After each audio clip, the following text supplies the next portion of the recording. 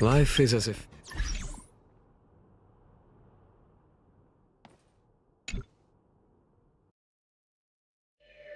Well, that about wraps up today's tour.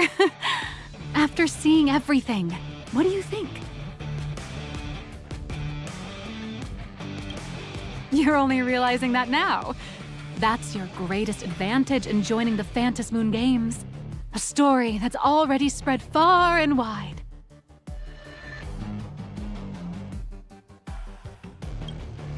Indeed, rather than the power to rule this world directly, that individual draws even greater strength from Parallax.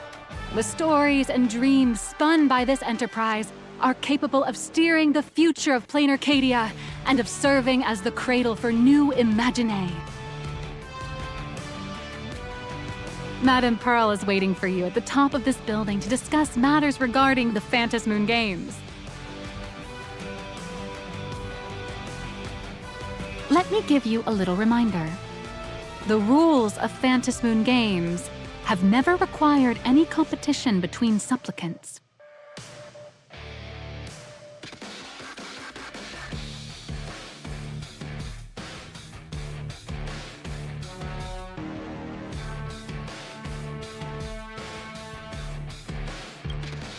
As an IPC employee, I've said far too much.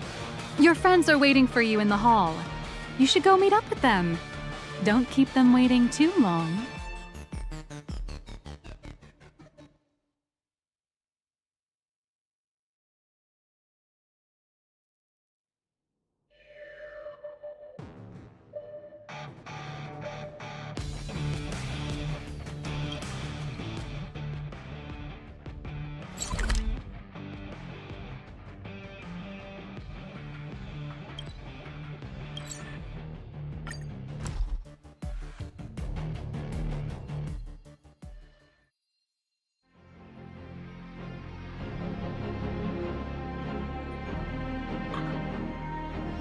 Please consult a nearby staff member. We wish you an enjoyable visit.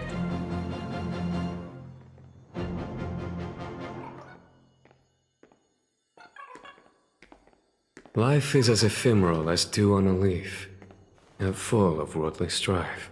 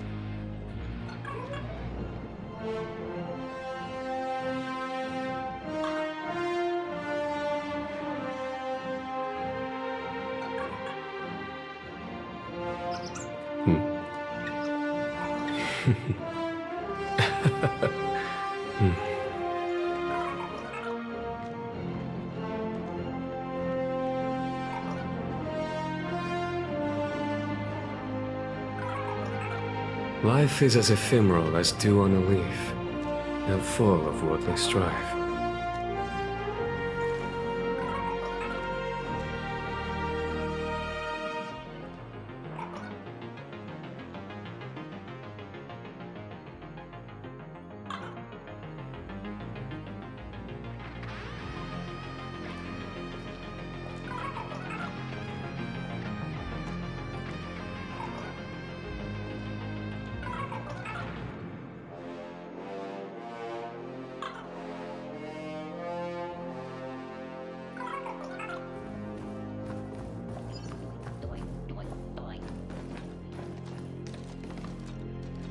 Mr. Yang and I watched the whole thing on the screen! Not only did you assemble the Mechatron and give autographs to your fan, but you also got to live out your superhero fantasy! Did you have fun? Mr. Yang's looking at you with such loving eyes, like a parent watching a kid riding on a carousel at an amusement park. Indeed. Seeing her so happy reminds me of my younger self. Those were the days. What are you talking about? Mr. Yang, you're still as young as ever. Oh, right. We've been wandering around here for ages and seen everything there is to see. What's this Madame Pearl really up to? I understand everything she wanted to show us. There are just a few questions I'd like to confirm with Miss Nihilux. Miss Nihilux? Wait, where did she go? Ah, there you all are. We've been looking everywhere for you.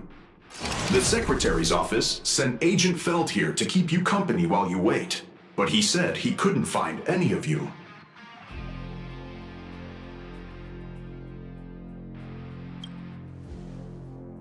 Wait, if Mr. Feld is the one who's supposed to meet us, then who is Miss Nihilux? Miss Nihilux? Who? Agent Nihilux, an IPC ranking P30 who works at Perlux Corp's Imagenesis Technology Department. P30? Imagenesis Technology Department? Since when did Perlux Corp have an Imagenesis Technology Department?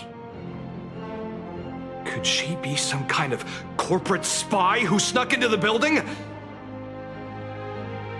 Oh, this is a real mess.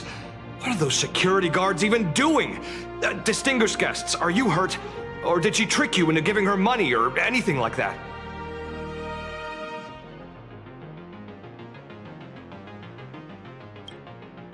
This lady seemed totally legit. She smoothly guided us around the place like a pro. I thought she was one of your people. I need to report this to security right away. She can't have gone far. Let's catch her in the act.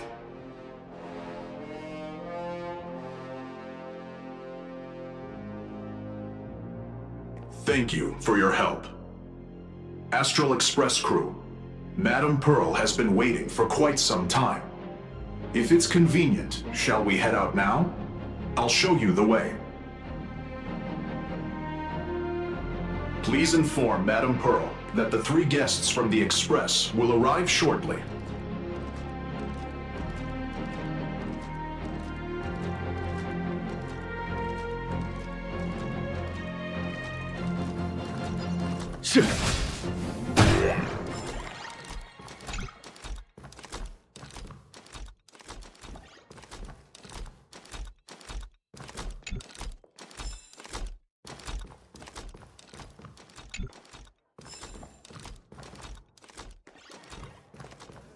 Welcome, ladies and gentlemen, to Perlux Corp.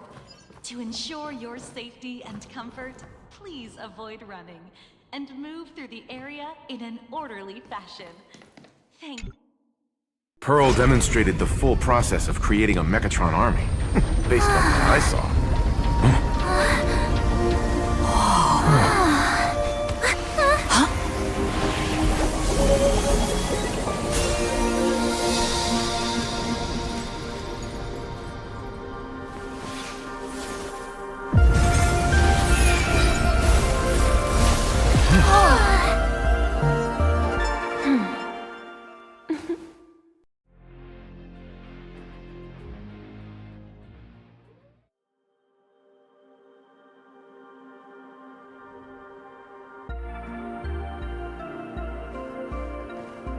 Hello, guests from the Astral Express.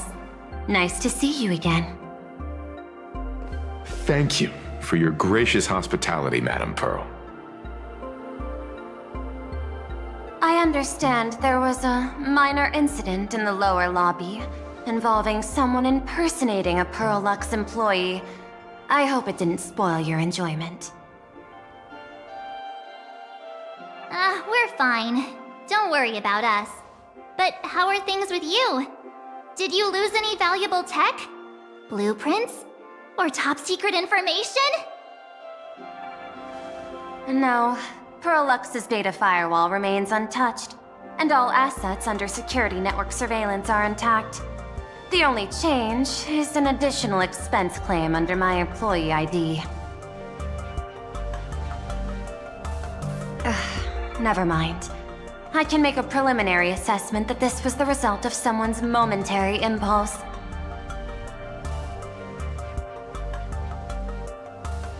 Lately, mishaps have been piling up, like dark clouds before a downpour, casting shadows of uncertainty over my plans.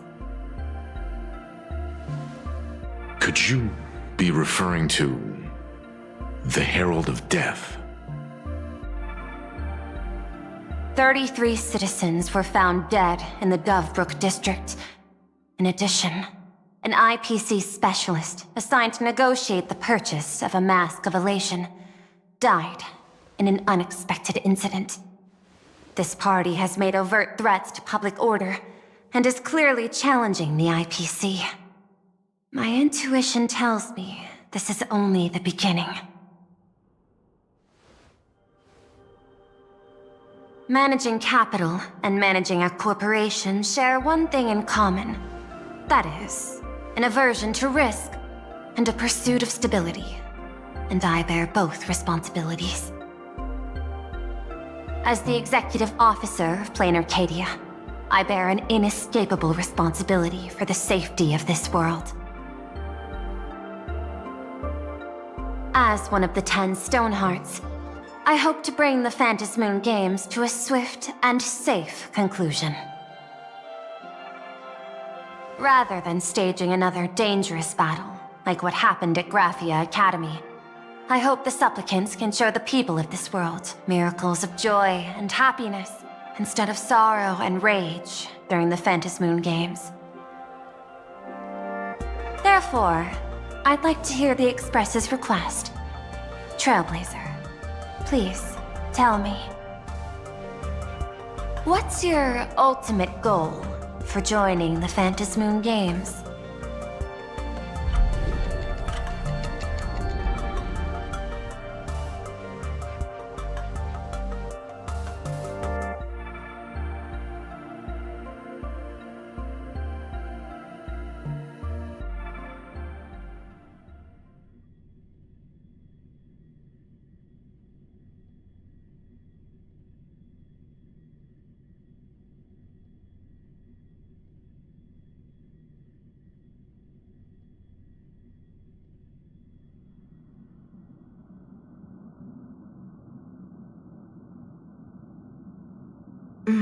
You mentioned earlier that you wanted to talk about the Phantasmoon Games with me?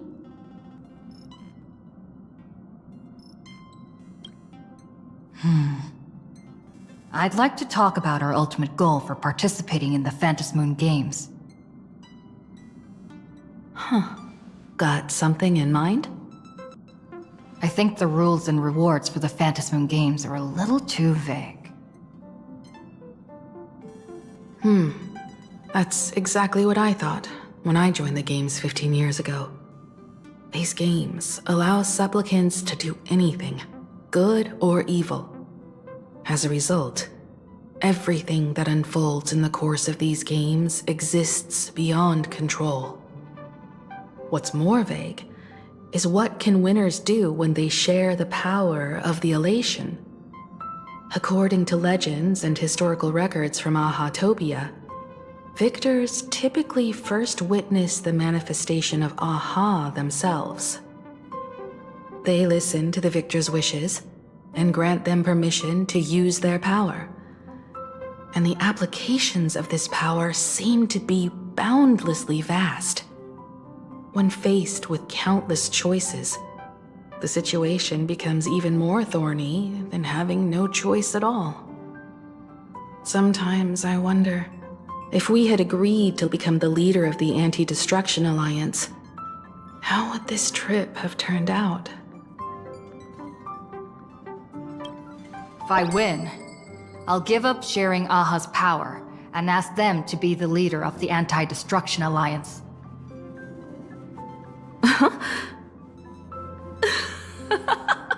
That's such a hilarious idea. I can totally picture it.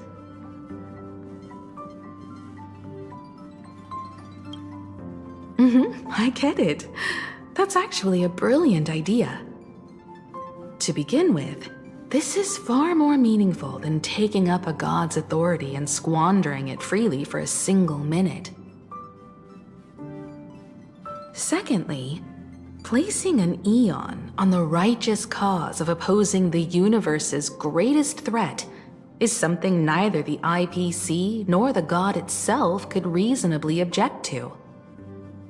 Finally, this would also help us avoid the risk we currently face, cooperating with the IPC while remaining wary of being drawn into its ambitions during the operation of the Anti-Destruction Alliance. If we handle the negotiations well, perhaps Aha could stand behind the Astral Express, just like our cooperation with the Xianzhou, where we could maintain distance from one another while offering support from afar. The only question is, will Aha agree? Don't worry about that. From what I know about them, they'll agree. What kind of god of games would they be if they broke their own rules? Besides, they still owe the Express a debt. This is their IOU for the Express debt from when they were traveling with Akavilli, complete with their signature and seal.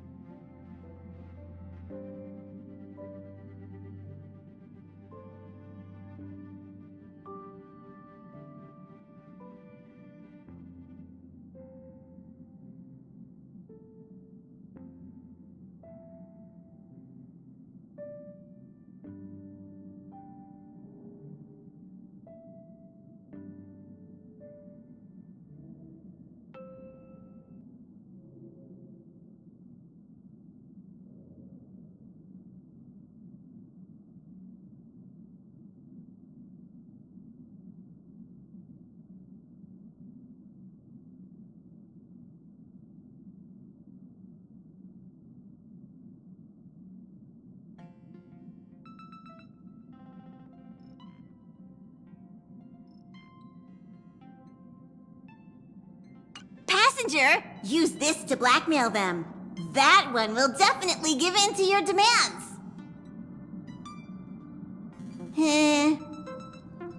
Probably.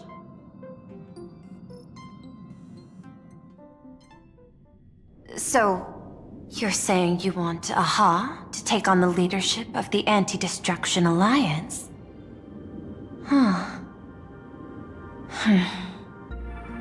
Logical extrapolation. Failed. Success rate indeterminable.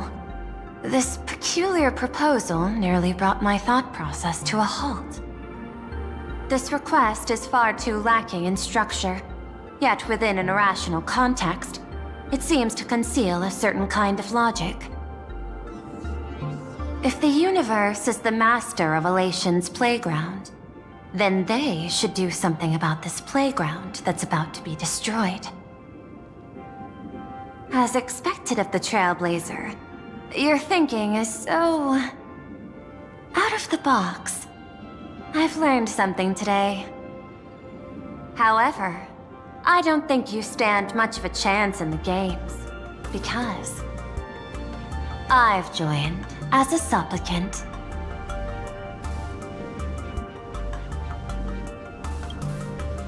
Not a single rule in the Phantasmoon games requires supplicants to engage in combat, so there's no need for hostility between us.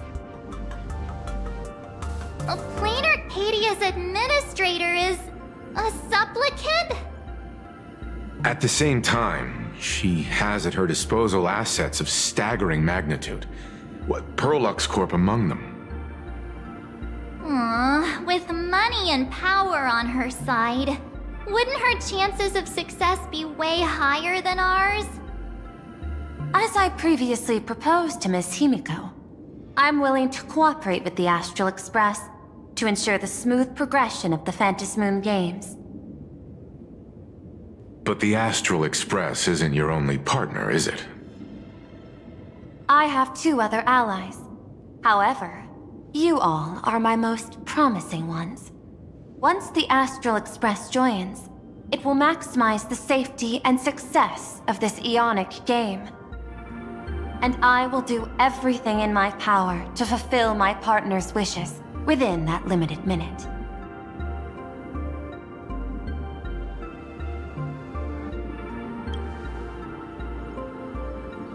As we told you before, our strategy is to become a sail, advance and retreat together. The Astral Express is not a lone supplicant, since we have our own allies in the games. An ally like Sparksy?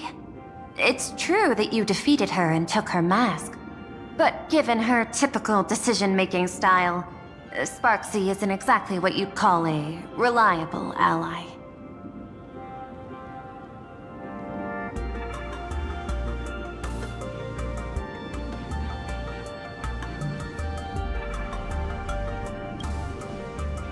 Hypothesis. The Sinwish Syndicate's missing mask.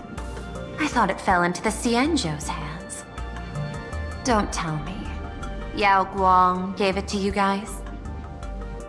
That's right. 3 against 3.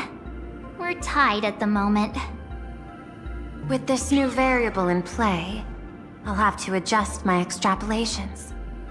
But the conclusion seems unchanged.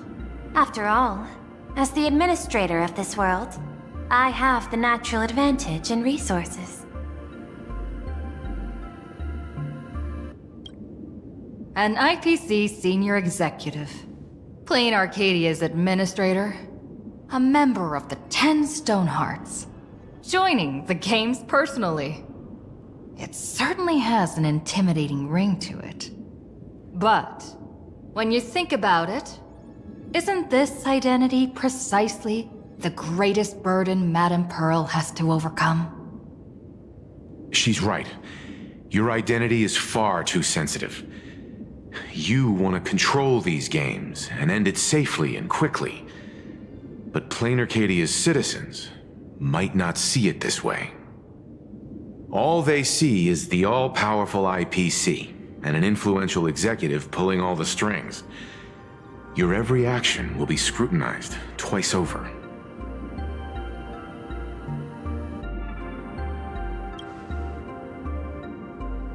A sharp observation, I must say. Quite impressive. But I do not believe you yourself would overlook this. Madam Pearl, what is it that you seek to obtain from the Phantasmoon games at any cost? What I seek is a treasure lost to this world's history. I want to recreate Graphia's divine art of imagenesis. Does that have something to do with painting? Hard to believe, no? My birth originated from the theme assigned by the celestial differentiator of planet Scrulum: art. At first, I was nothing more than a machine that imitated human paintings. For an Intellitron, generating works of art is no great challenge. Day after day, I studied. Day after day, I exhausted every possibility. I could instantly analyze the proportional structure and pigment composition of any painting. I could precisely reproduce every pixel of Graphia's masterpieces. Yet I could not create as she did. Graphia's ultimate creation was establishing the world in canvas at the end of the Phantasmoon games. I want to understand her thoughts at that moment and touch the essence of creation. Is this your personal pursuit? Or the IPC's demands on this world? Both. The IPC's point of view is far more pragmatic. The world in canvas is a dimension that can shield us from the Antimatter Legion's warfare, and they've always been eager to master this technology. Unfortunately, it seems we can't convince each other to back out for now. Then, I have another proposal. Why don't we shift our perspective and turn our attention to those two supplicants who haven't surfaced yet? These two individuals' objectives are unclear, and their abilities remain a mystery. If left unchecked, we might see a repeat of the Herald of Death tragedy.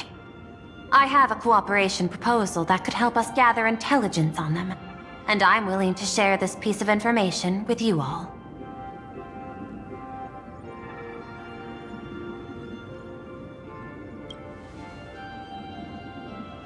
A tiny sliver of your reputation.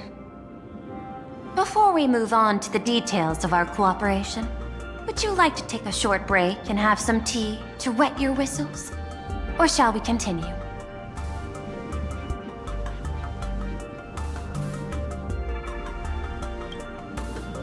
I was thinking of having Perlux Corp host an expo for the Astral Express. As for the name, how about Star Rail Fest? Star Rail Fest? You mean hosting a Fluffy Across the Blue convention? Correct, but not entirely. The Fluffy is well known in this world, so it's a good collaboration element. But what I want is an unprecedented Astral Express exhibition, with the Fluffy being just a small part of it. The real stars of this grand event will be you, the Express crew. You'll be there in person to meet the people of this world. Are you trying to use this exhibition to lure those two unidentified supplicants out of hiding? Huh? What if they're up to no good? Won't that just make us walking targets?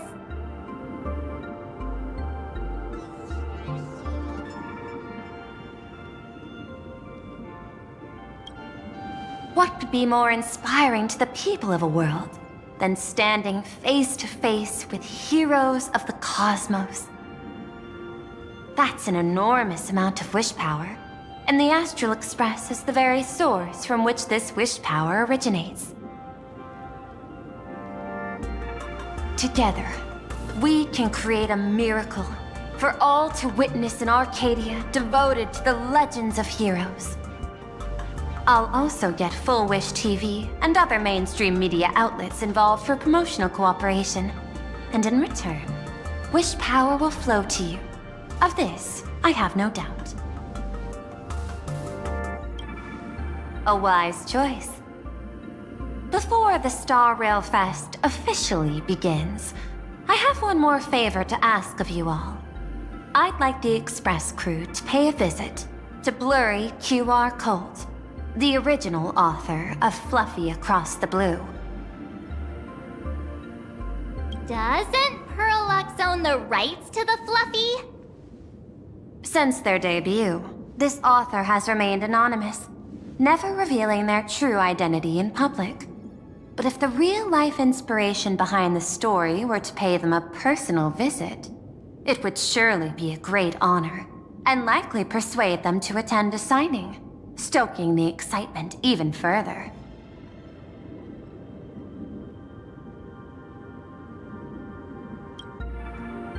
Now that we've reached an agreement, I'll leave it in your capable hands. My secretary will be in touch to keep all parties apprised. By the way, before you leave, please accept this small gift as a memento of our first collaboration.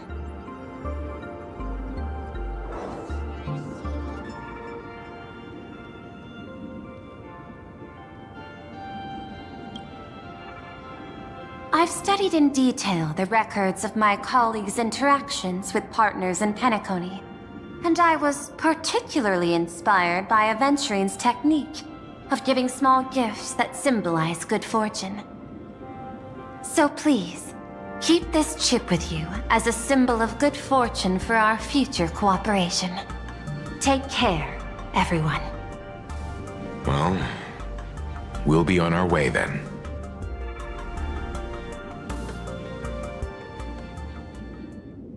As your private detective, I must warn you that a grand exhibition of unprecedented scale would make for a perfect opportunity to reenact the blood-stained games.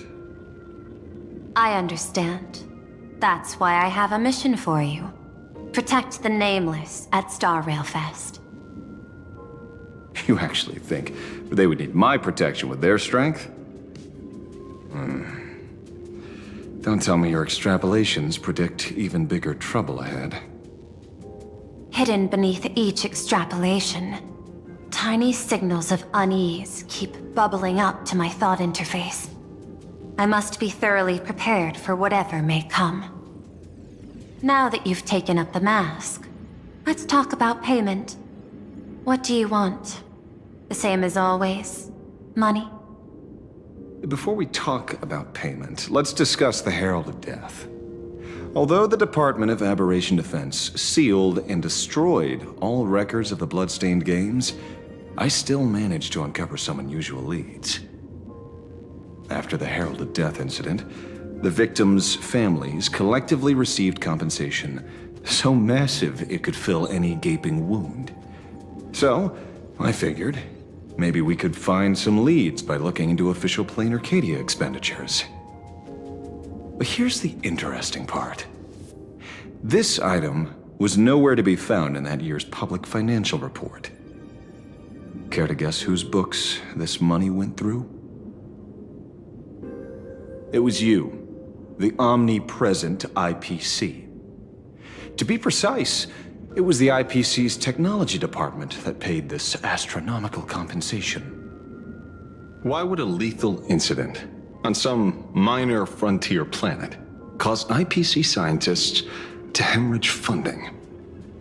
Don't tell me they're moonlighting as philanthropists on top of their research work. Following the usual human drama tropes, am I supposed to give you a round of applause now? Being able to dig up all this information really shows your connections and capabilities, Detective Ashvale. In movies, a big shot like you would usually raise a hand right about now, revealing the dark muzzle of a gun. I'm afraid you've learned too much. And bang! That's when the gun goes off. And I, the poor sap who uncovered the truth, am supposed to bite the dust. Sorry, my hand is on the checkbook and unavailable. Mr. Ashvale, tell me, how many zeros would you like to see on that check for our cooperation? It's not about the money. Indeed, money isn't the issue. 100 million credits. Are you trying to buy me off like some poor victim's family? Tell me, why did the technology department pay to sweep this under the rug? 300 million? I know you've always needed money. For cryosleep, supporting the families of fallen comrades, and for treating those who survived. Isn't this exactly what strategic investment is about? Putting money in the hands of those who need it? I'm not your lackey, Intellitron.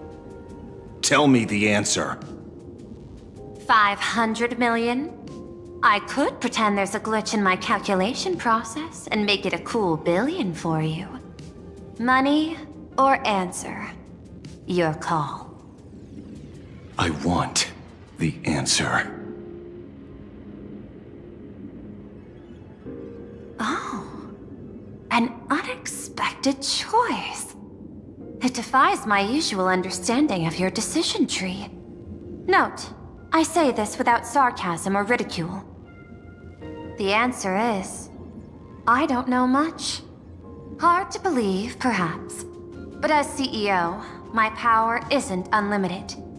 Besides, the Herald of Death affair lies 15 years in the past. This world is like an unfinished game of chess that's been dragging on for years. The hidden moves laid by the previous player keep becoming my challenges. Even today. But since you've invited me to finish this game together, sharing intel is a must. Reasonable. I'll share what I know about the answer. Marcus Antali, the Herald of Death, last member of the Intelligentsia Guild School of Evolutionary Perfection. 5 years ago, his identity was confirmed, and he was executed. Note, executed in every sense of the word. Miss Yabali, head of the technology department, took possession of his belongings, and even I don't have the clearance to access those records.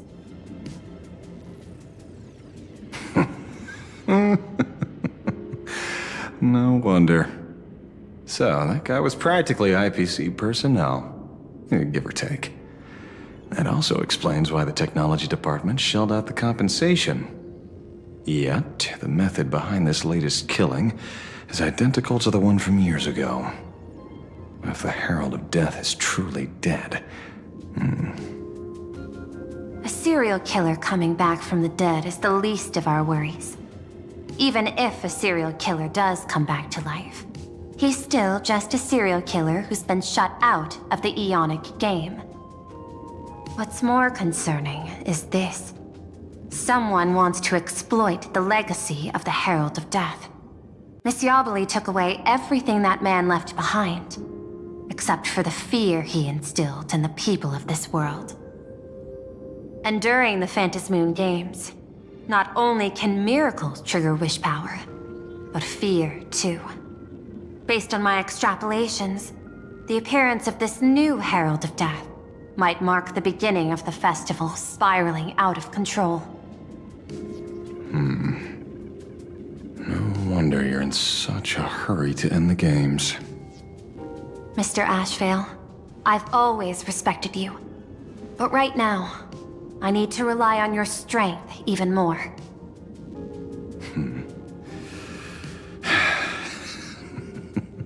Respect. When I was younger, what I really wanted was to make the IPC fear me.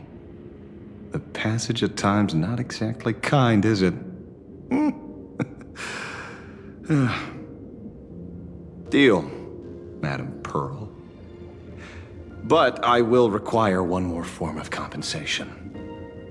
Whoever this new Herald of Death is, I must deliver justice with my own hands. This time, there won't be any lengthy interrogation. By the authority vested in me as CEO of Planarcadia, I pardon all crimes committed in the course of your revenge. Go ahead and do what you must, Mr. Ashvale.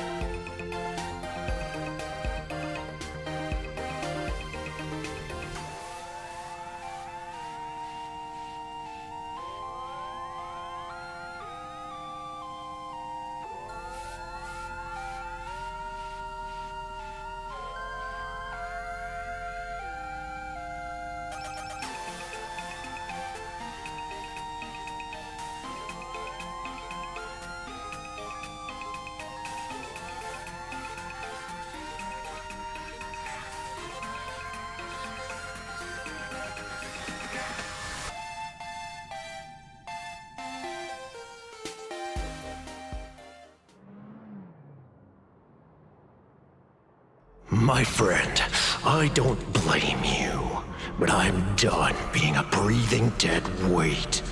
So do me a favor and pay me back for that drink with this bullet. Just do it, you coward! Let me die as a Galaxy Ranger before I turn into a monster of abundance!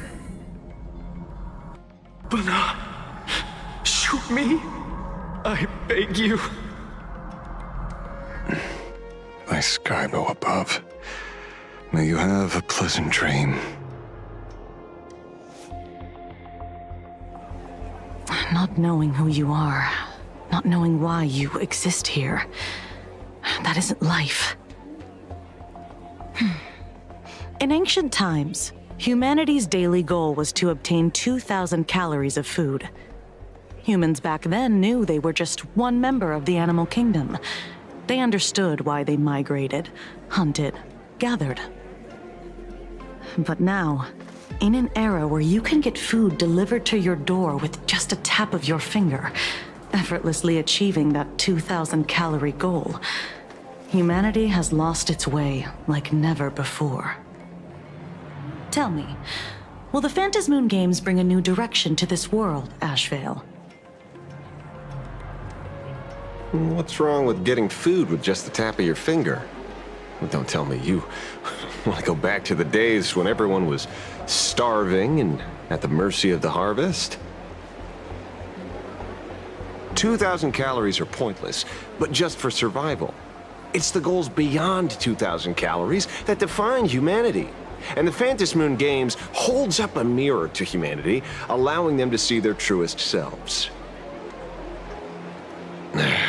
I'm just a detective. Ask me such a profound question again next time, and I'll charge extra. My apologies. I just heard you joined the Phantasmoon Games, and couldn't resist asking for your thoughts. You've met Madame Pearl, huh? She dumped this hot potato of the Herald of Death on me.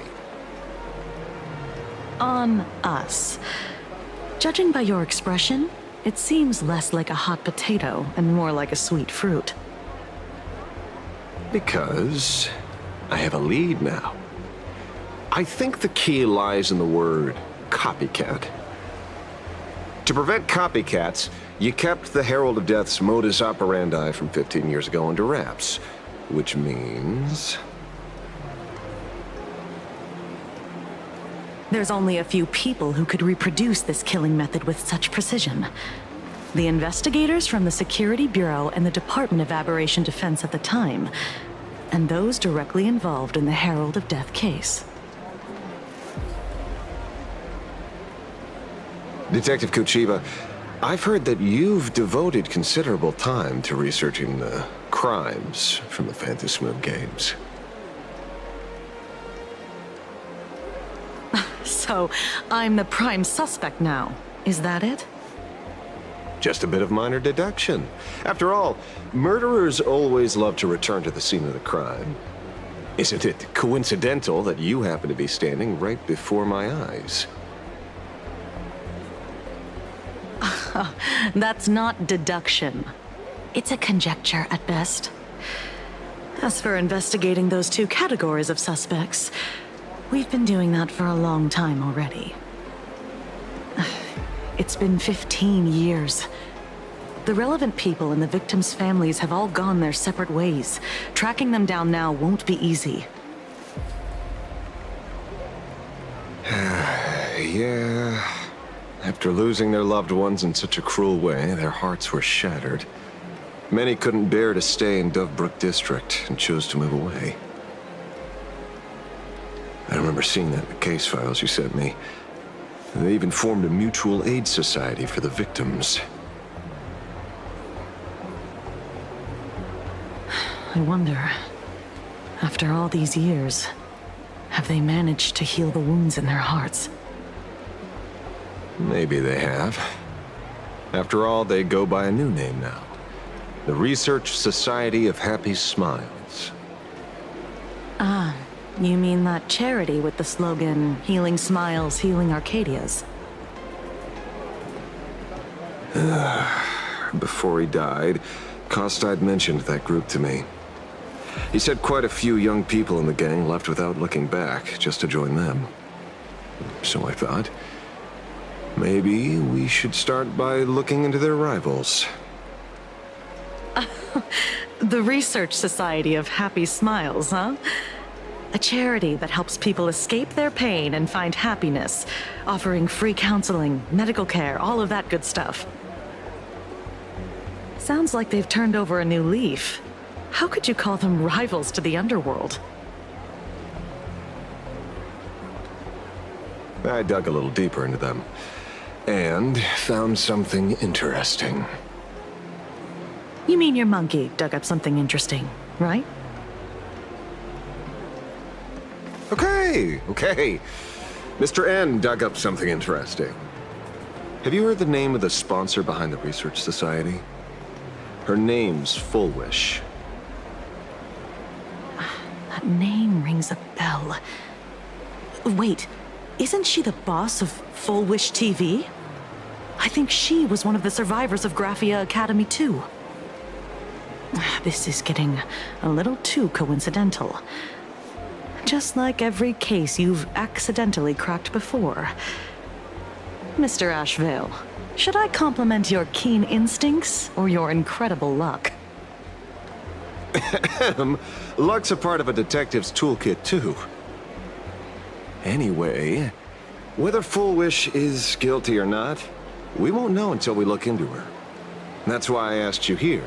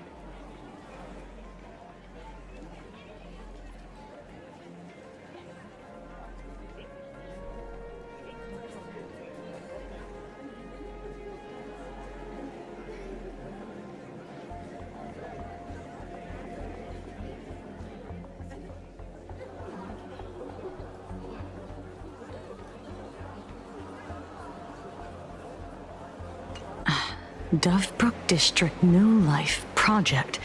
Public Recruitment and Mental Healing Seminar at the Research Society of Happy Smiles.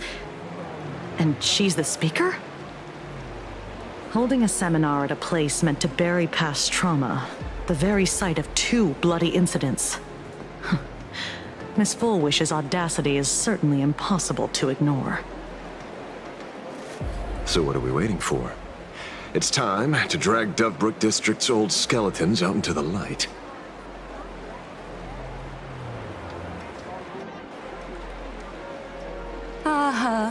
Are you talking?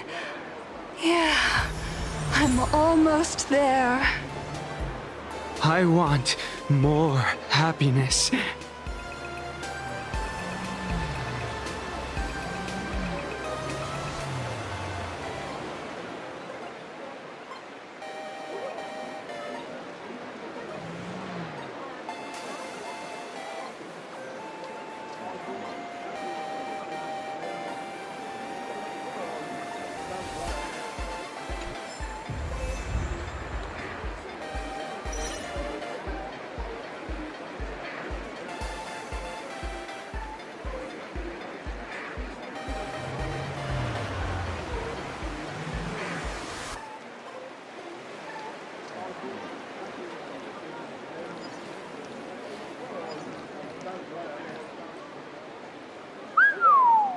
This place is buzzing.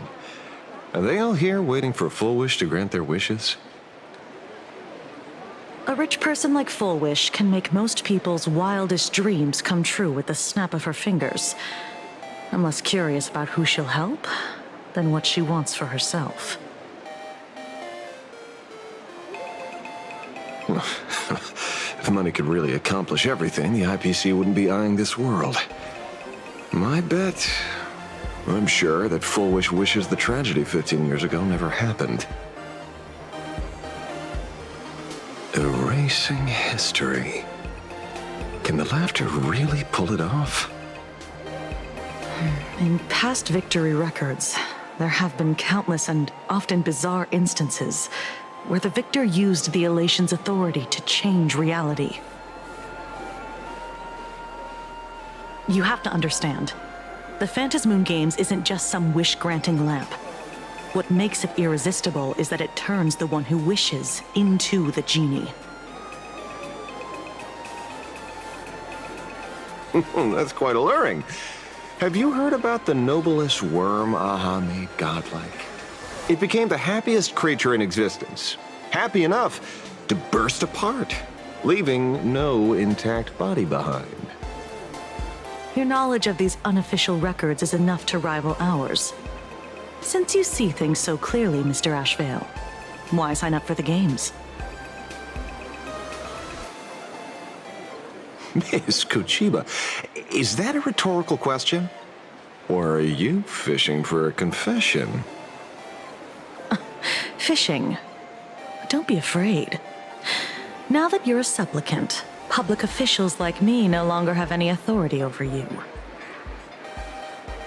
I'm guessing what you want goes beyond a straightforward act of revenge, beyond a vigilante execution carried out in public. If you were only out to avenge friends, with or without the Phantasmoon Games, someone like you would toss laws and decorum aside and do what needs to be done. So tell me, Mr. Ashvale, what do you actually hope to get from the games? Consider it a mystery. If I make it to the end, you'll know the answer before Aha does. Well then, I'd be honored. Just don't let your wish ruin our lives here. Daily life here fits like a tailored prison uniform. Wear it too long and you forget what your bones should feel like. Ugh. It's time to break free. Look at these prisoners of routine before us. Fullwish hasn't shown up yet. Let's talk with the members of the Research Society. Maybe we can coax something useful out of them.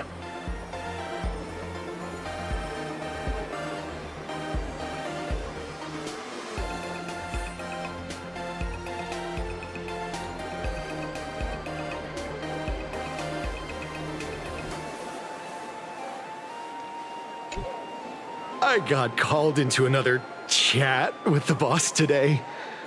Never thought he'd care about me this much. Everyone is smiling at me. The office feels downright cheerful. These days, I go home, change my baby boy's diaper, help my daughter with her homework, prepare tomorrow's lunch, and clean up the house. It's hard to describe how satisfying that feels. When Emma left me, she must have left the kids to me for my own happiness. When I look back, I realize I was someone who had it good, and I never understood how lucky I was. Right. All thanks to Miss Foolish. Yesterday, during my tumor removal, the anesthesia wore off halfway through. I squinted and watched the doctors pull all kinds of things out of my stomach. There was this lump still twitching when they cut it out. I used to be too weak to even get out of bed. But after the Society's treatment, I am almost ready to walk out of the hospital. Isn't that amazing? Oh, I kind of want to see someone slice me open too. It should be fun. Hey, did you two hear about the Sinwish Syndicate? You've come to the right person. My neighbor got a visit from their debt collectors. You should have heard the racket. I saw the news too. Those parasites who ruined the peace, who kept people from being happy. Gone. Wiped clean. Oh, praise Aha. Wait, they extorted you too? Something like that.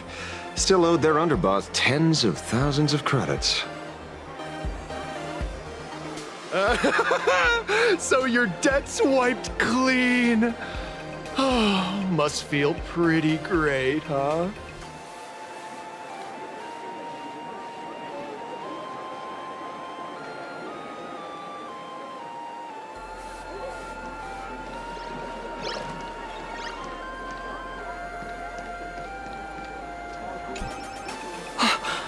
We meet again. Hey, Lady Megatron. How have you been?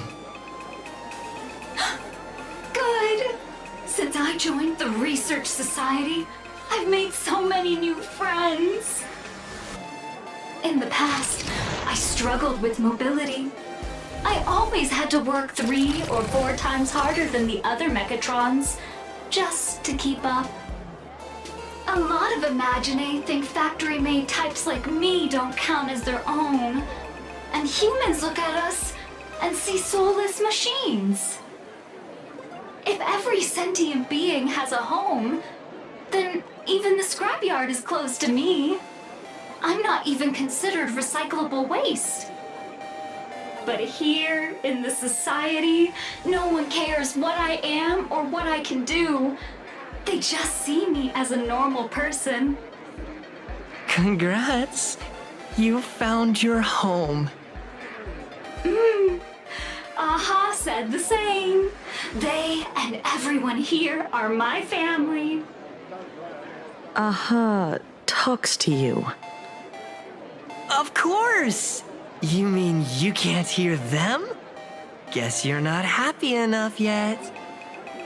Don't worry.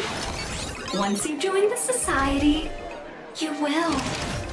No pain, no tears, just pure joy. The society makes everyone happy.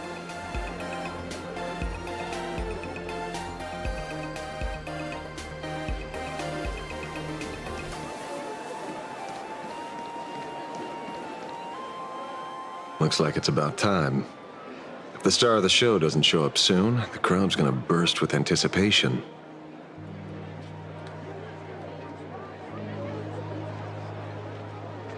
Everyone, please make some room for Miss Fullwish.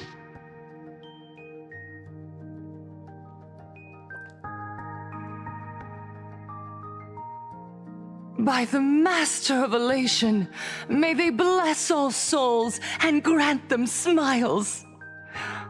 Are you all happy today?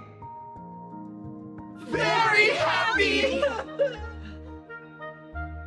Thank you for your smiles. They're like lamps in the dark. So precious. But before we celebrate the elation, let me share a memory drenched in tears. It once dragged me into the abyss. Yet, it also taught me what the elation really means. As you all know, 15 years ago, during the Phantasm Moon Games, the shadow cast by the Herald of Death swallowed this place whole. That day, I lost my parents, my classmates, and the others. The morning greetings, the little daily chatter, all went silent under that crimson dusk. After that, for a very, very long time,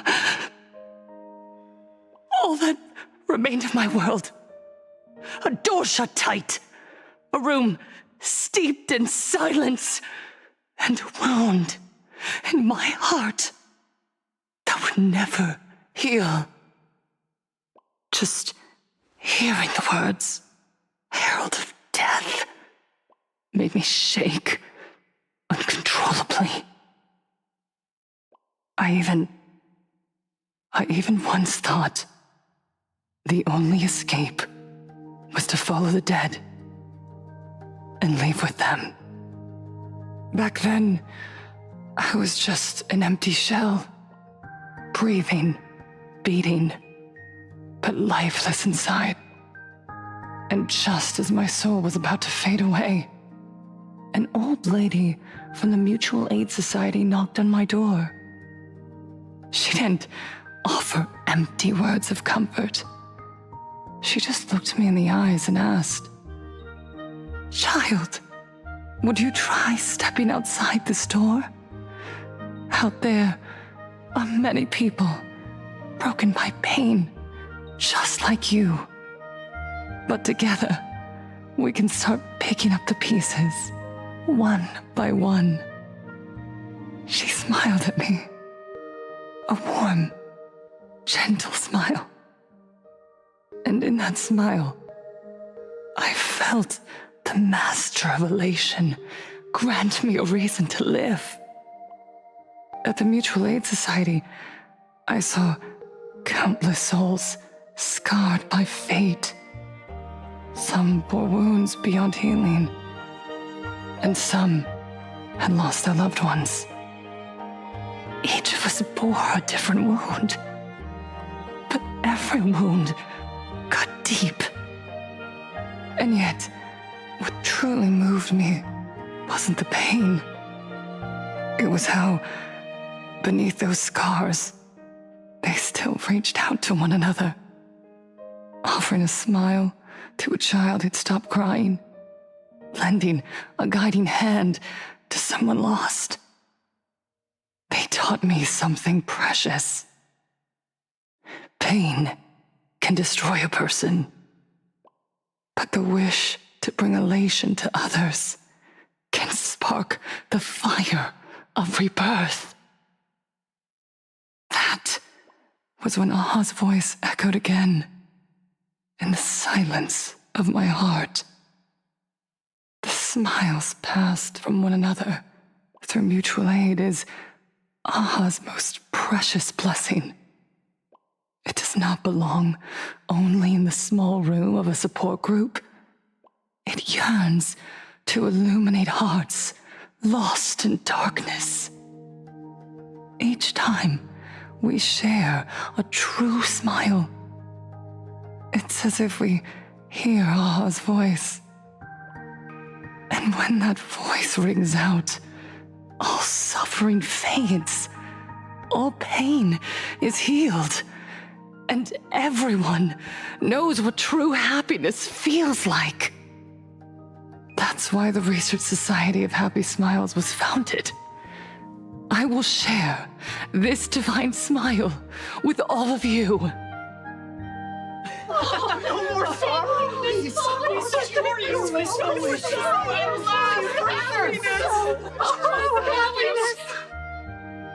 Everyone, I have questions for you. When was the last time you truly smiled? How long has it been since you felt happy from the bottom of your heart? Minato, do you ever feel like your days are looping endlessly, like an old silent film, repeating until it suffocates you? And when you realize that loop might never end, does despair flood in like the tide? You're right. Miss Bellwoods, you left school full of dreams, only to have your resume rejected again and again.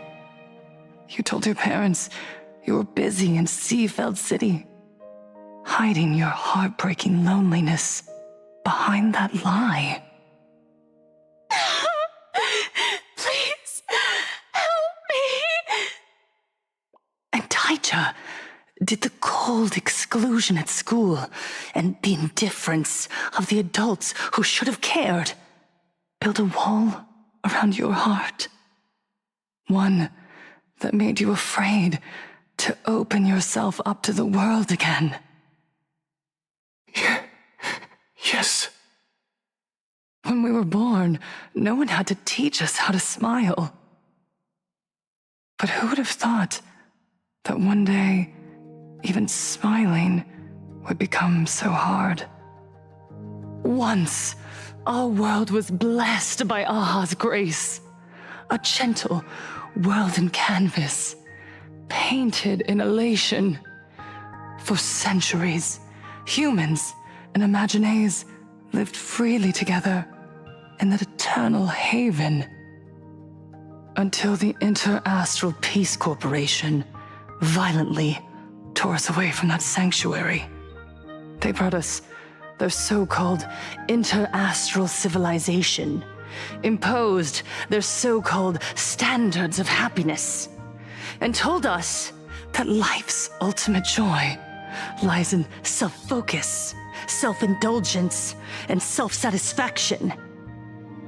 They flooded us with dazzling material desires, blinding our hearts. They fed arrogance and prejudice into our minds through the network, making us chase pleasure for ourselves and forget that true elation is found when we smile together. Wish power has turned into fuel. Credits jingle where heartfelt laughter used to ring. We drown in anxiety, competition, and an endless sense of not being enough. And in all that noise, we can no longer hear Aha's gentle voice. Elation, the truest light of life itself, is being eaten away and replaced by the external. You said it. I work myself to death for scraps, and my boss doesn't even notice. And those useless loudmouths online. They do nothing with their lives, yet constantly judge everyone else. The IPC is nothing but a nest of vampires! They're feeding off of us! Miss Foolish! Please! Help us how to be happy! Look around you. This land was once blessed by the master of elation, and yet now it's overflowing with misery. Everyone's chasing their own happiness, but in doing so, they wound others without even noticing. Do you remember the moment I found happiness again? It was when someone who was suffering just as I was, smiled at me. even through their pain, they gave me that smile. A smile filled with blessings. That smile saved my life. So listen well. Only by opening your heart and sharing your smile with another can you truly grasp what happiness means. It isn't just giving a smile. It's embracing the power that AHA bestowed upon us to smile. Join the Research Society of Happy Smiles. I'll help you rediscover the smile buried within yourself, and AHA will grant your life a transformation. Our mission doesn't end with finding our own smiles. We must bring them to the world and spread true happiness across all existence. While others pray to the eons for their own desires, we, the true followers of AHA, carry a higher calling to fulfill their wish. To fulfill AHA's wish? Yes. To still every cry of sorrow. To wipe away every bitter tear. We will build, no, rebuild. A world where smiles never fade and elation never dies. Eternal happiness! Eternal laughter!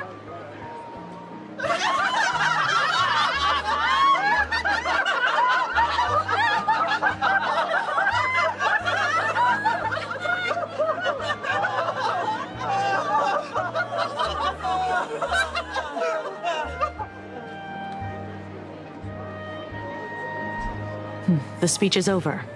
What's your take, Detective? She's so far gone, it's hard to make sense of it. Then let's not overthink it. Let's talk to her directly.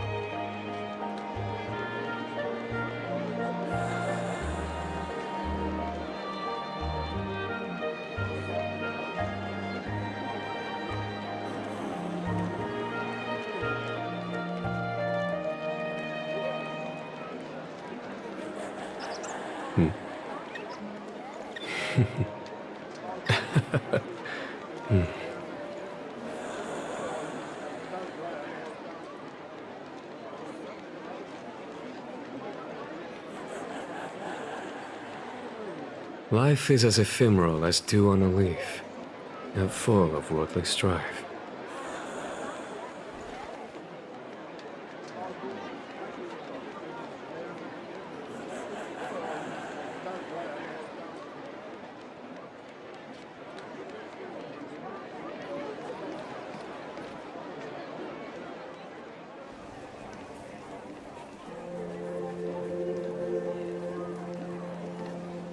Miss Fullwish, I'm Kuchiba from the Department of Aberration Defense.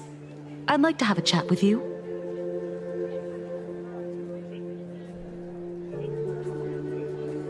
Ah, I see. You're here about the Sinwish Syndicate case, aren't you? So you were expecting us. Oh, I heard the news. The entire Sinwish Syndicate massacred in Dovebrook District. Ah, such a cursed place. They may not have been saints, but I still pray for them. May their souls rest in peace. Oh. How merciful of you. Though, rumor has it the Research Society of Happy Smiles had a few run-ins with them regarding recruitment, donations, turf. Sounds like plenty of reasons for conflict, don't you think?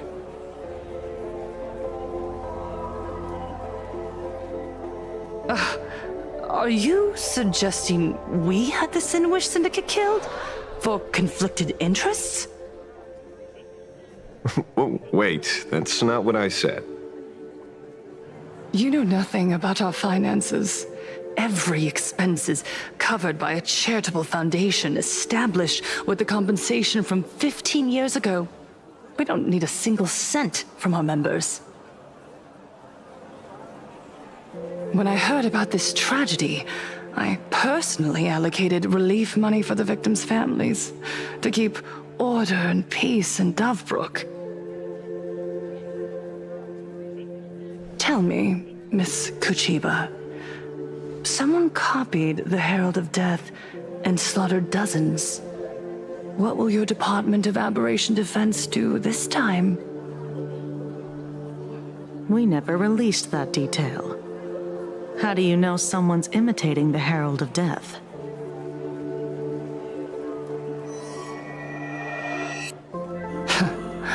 Isn't that what you've been waiting for? For the killer to slip up so you can swoop in and tie everything up nicely? 15 years have passed. You don't seriously believe we're still living in an age where information can be sealed off at will, do you? From the very day the murders occurred, the news has long since spread online. The Sinwish Syndicate paid a fortune for some ancient mask, and the next thing you know, they're all dead. The scene painted red with traces of the bloody bloom.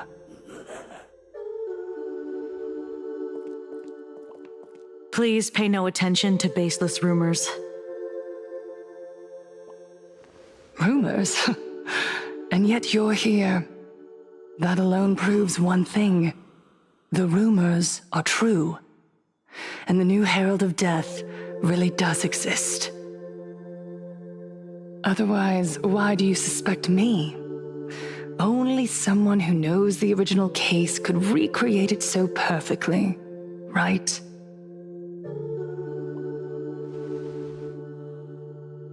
Everyone! You heard our conversation, didn't you? The Herald of Death has returned. He's here, in Dovebrook. He's slain the entire Sinwish Syndicate. He's back to relive the carnage of the Phantom Moon Games. Oh, the Herald of Death? Didn't the officials declare him executed? How has he appeared again? He's immortal? A demon?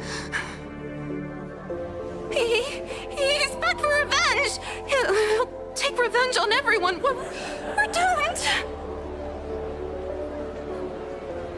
Aren't gang members the very people who steal smiles from others? And isn't the best way to make bad people happy to erase them from the world? Wouldn't that be doing something good? Yeah, Sister Mechatron is right. Those thugs deserved it. Back from the dead? Lies! The IPC kept him alive to wield him as their weapon. You useless officials! 15 years ago, you failed to let him get away, and that's why he's back again now!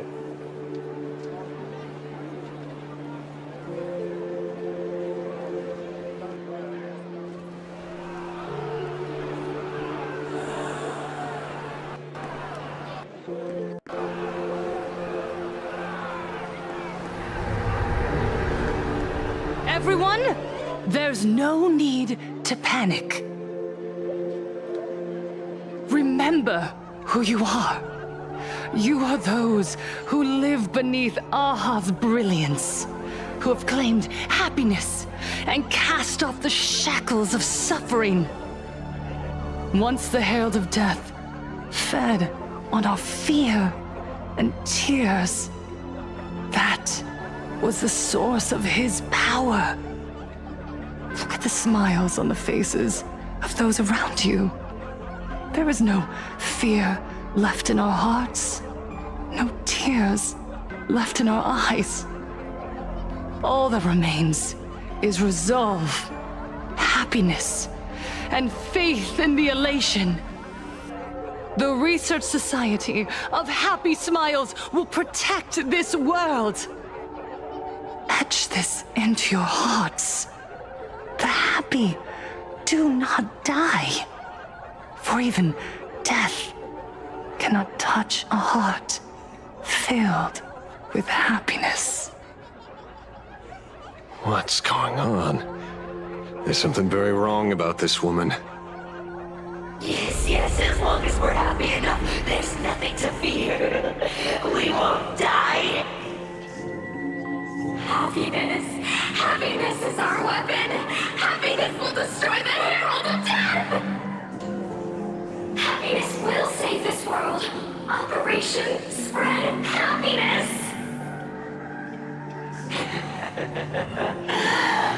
Let happiness infect everyone and spread to every corner of the sky. Make the Phantom Moon smile. Make Lord Aha laugh until they cry for us. Infect the Phantom Moon with happiness. Happiness.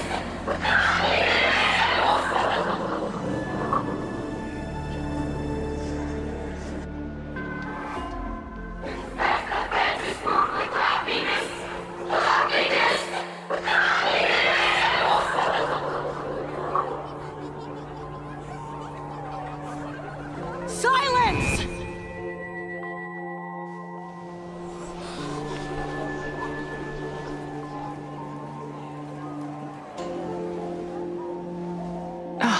My apologies, officers. I can't provide anything useful for now, but rest assured, I'll cooperate with any investigation from the Department of Aberration Defense or the Security Bureau.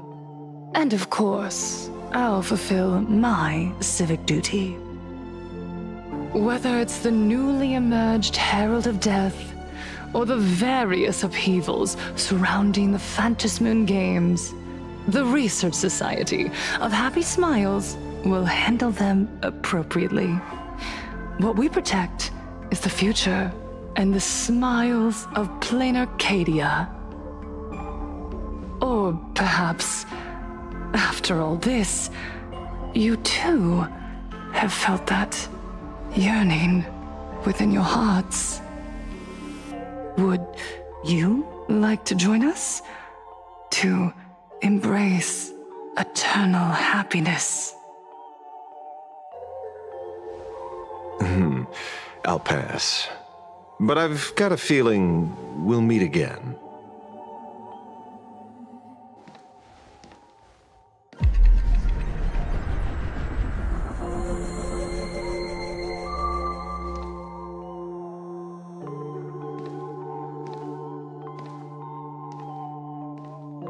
Miss Fullwish, thank you for your cooperation.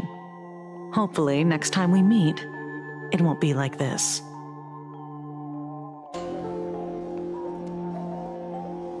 May the Master of Elation watch over all and bless you with their everlasting smile.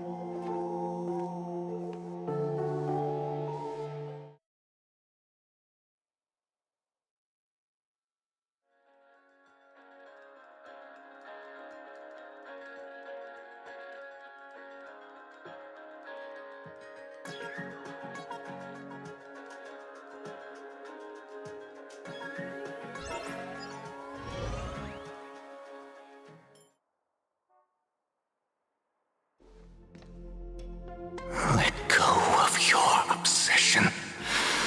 Let go of the shadow in your arms. Let go of that false sense of responsibility. You're the one who should be dead, aren't you? Come, join your brothers. Let the gears grind to a halt.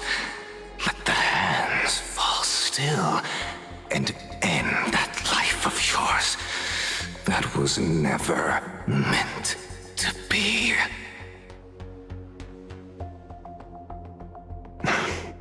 Sorry. That day will come.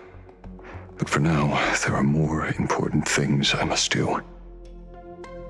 What did you say? Nothing. Never mind. Looks like Full Wish is a much slyer fish than expected. The bait was there. But she ignored it. And instead, she stirred up a whirlpool. Quite the opposite, actually. Not only did she take our bait, but she also flat out told us she couldn't care less about the hook.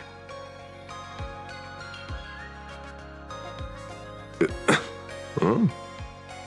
Was there something I missed? The bloody bloom mark from the Sinwish Syndicate massacre. How did she know that detail? When we specifically obfuscated it with special mark, even in our internal reports. She broadcasted this information word for word, and even used it to stir up public sentiment, scattering it across the place like tossing blood-soaked feed into a fish pond. Now stopping the rumors from spreading will be even harder. Well, maybe she has her connections, or maybe she made a lucky guess as one of the victims. Regardless, she's right about one thing. Trying to stop something from spreading today sure is a lot more difficult than 15 years ago. So, Mr. Ashvale, did your lucky radar start blaring when it came to Full Wish? There is something very wrong about that woman. You saw the way she played the crowd, huh? I guarantee you that it had nothing to do with her public speaking skills. She could very well be a supplicant in disguise. Still, this whole run has been smooth to an unbelievable degree. We got our bearings in no time at all. So, let's keep our prized fish in the pond for now. Full Wish is not going anywhere. You're right. It's too risky to make a direct move against a well-respected philanthropist and media tycoon. Maybe we should start with the people around her. There were people from all walks of life at the gathering just now. Workers, suits, students, the elderly, and even Mechatrons. Judging by their crazed enthusiasm, I highly doubt they'd be willing to testify against Full Wish. But I have my ways. Mr. Ashvale, coercive interrogation is strictly against the rules. Please refrain from doing it somewhere I can't... Don't get the wrong idea. I meant an old friend that I spotted at the gathering.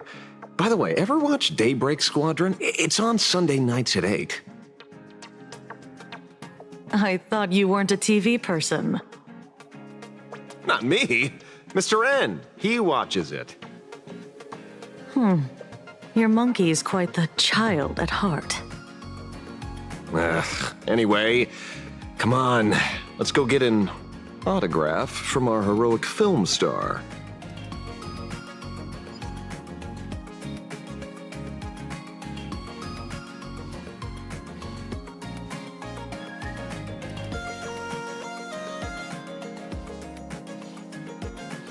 Life is as ephemeral as dew on a leaf, and full of worldly strife.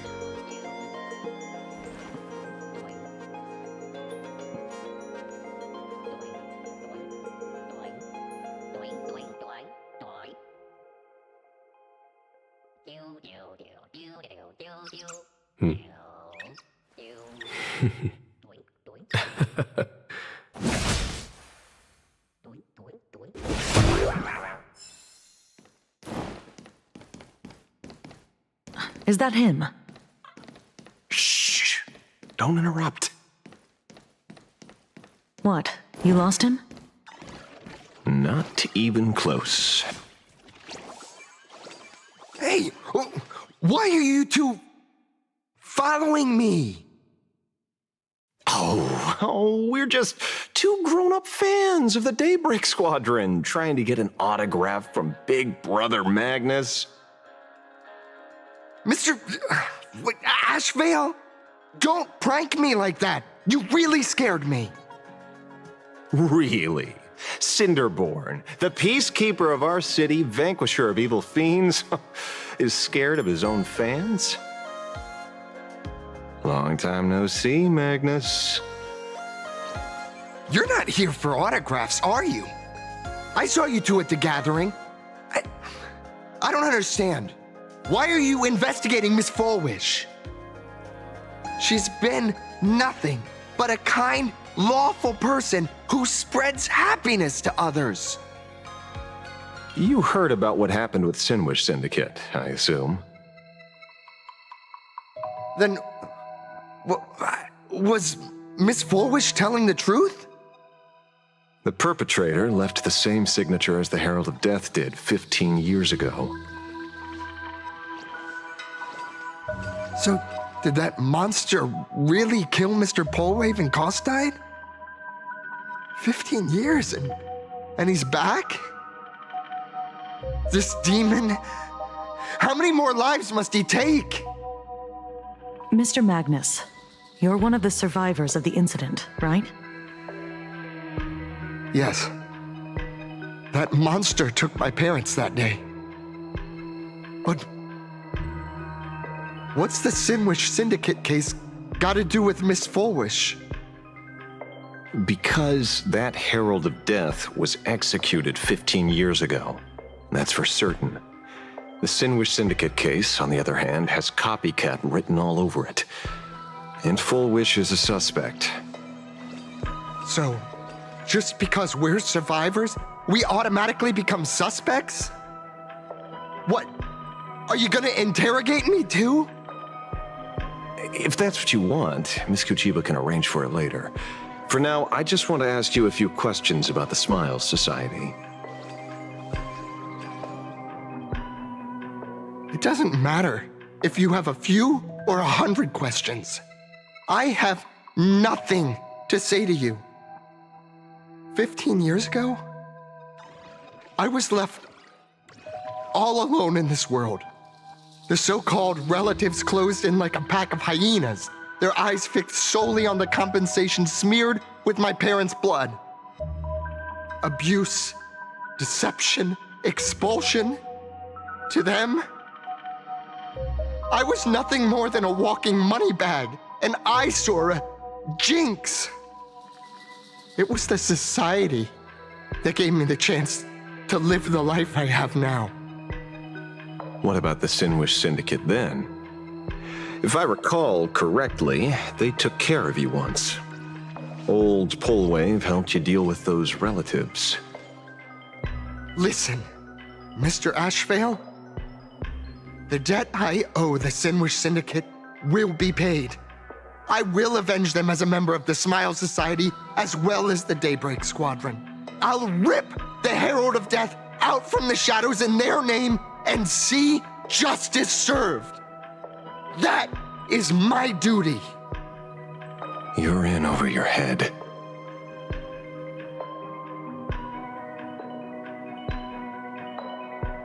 The new Herald of Death is very dangerous. I doubt a handful of actors like you can achieve anything substantial. You think we're just a couple of kids playing superheroes with masks, right?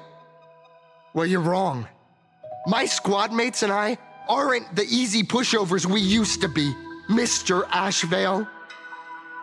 I haven't had my transformation surgery yet, but I can already power a Mechatron warrior in battle. We are real heroes here. Boys, let's stay on topic, shall we? I just wanted to have a few words about the society. I have nothing to say to you either, Miss Kuchiba. Neither of you are getting a word out of me on this.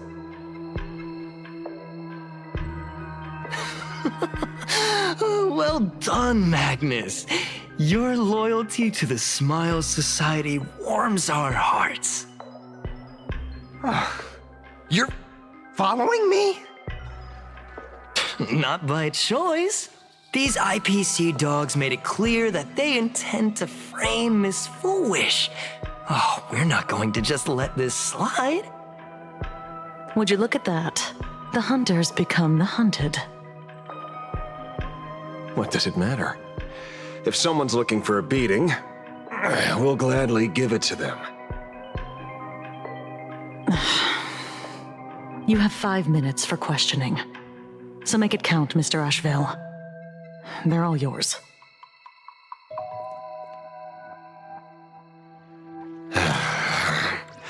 Never expected my first miracle as a supplicant to be teaching thugs. I mean lawful citizens, a lesson on the streets. Let's get this over with then. And if you want to join them too, Magnus, be my guest.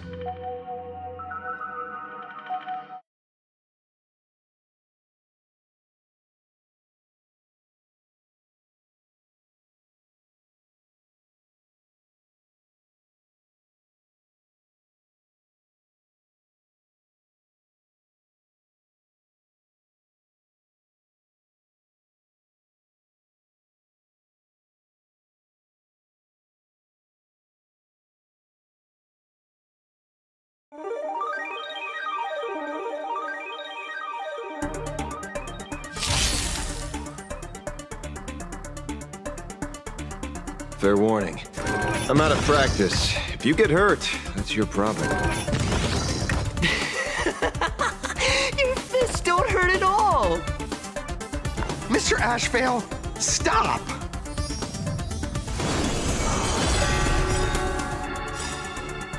Tonight, souls shall embrace.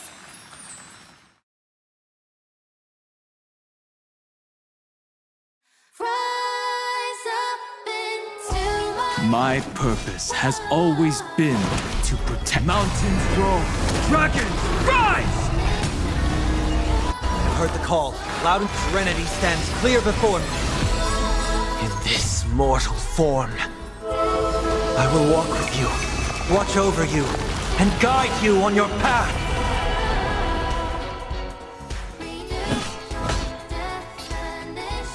Here is thunder!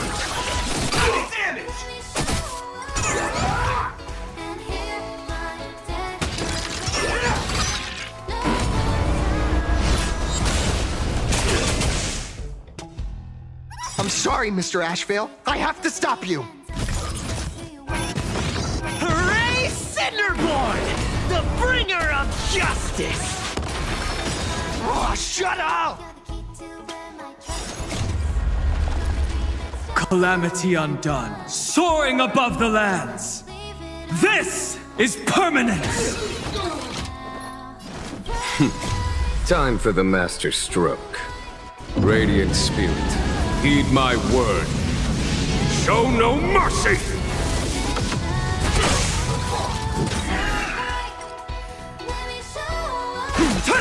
I've heard the call. Serenity is before me. There's no time to lose.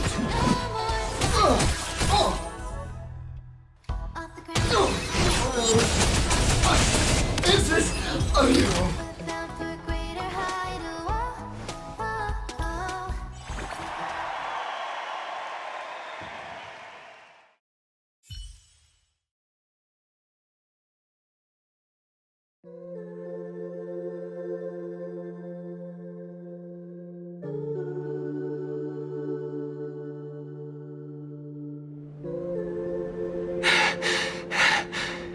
It hurts a little,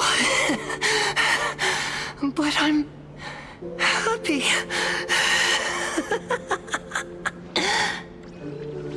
There's something seriously wrong with you all. Enough! Are you really going to kill them? What's the matter, defender of the city? Are you scared? This is the real Phantasmoon Games, Magnus. This is the bloody truth under the mask of the Elations game.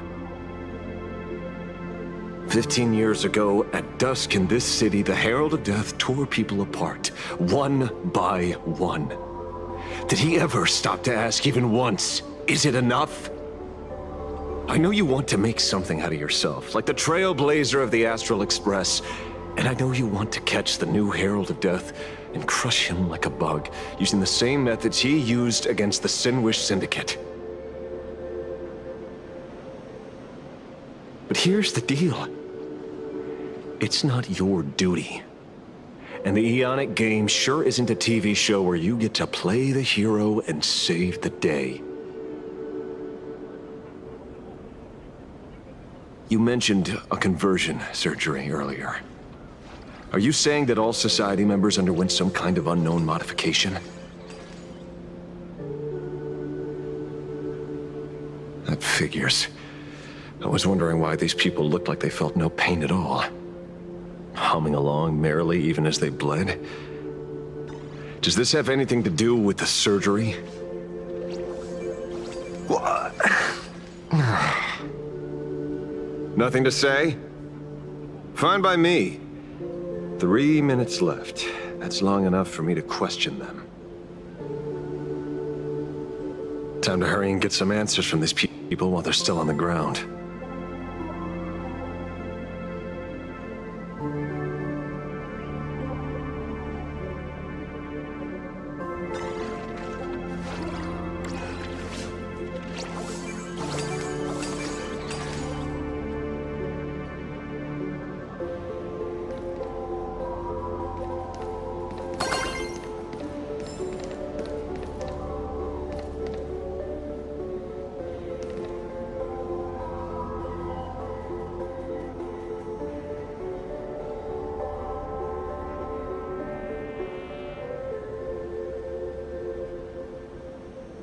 Life is as ephemeral as dew on a leaf.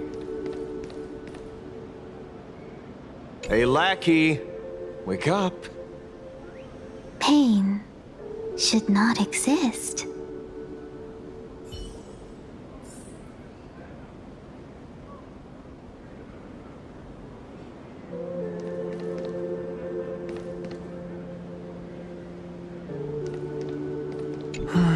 Smile. Please smile.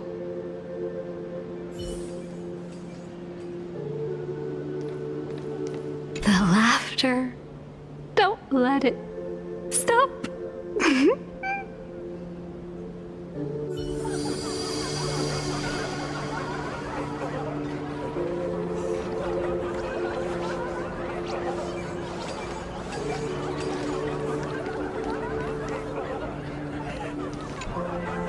Those who suffer shouldn't exist.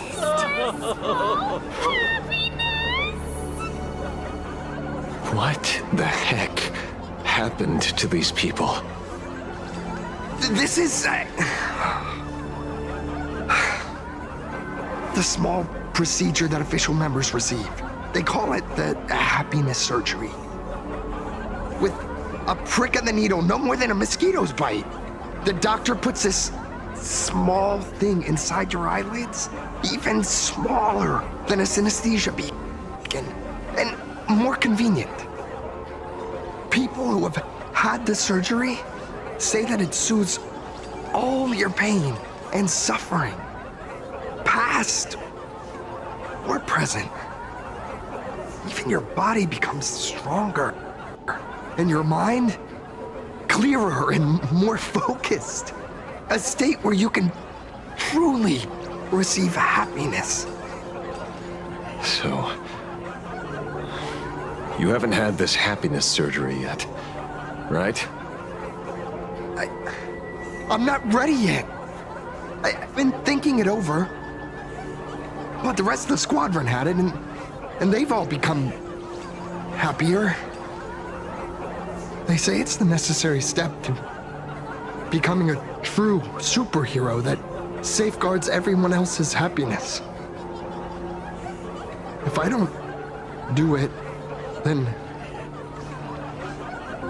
do I still deserve the name Cinderborn? Mr. Ashvale? What should I do? The surgery won't make you stronger, nor will it help you get your revenge. These guys on the floor are proof enough. Remember the hesitation and fear you feel in this moment, Magnus. If people simply erase their perception of fear and pain instead of overcoming them, then those people will never find true strength. Go now. I have some cleaning up to do.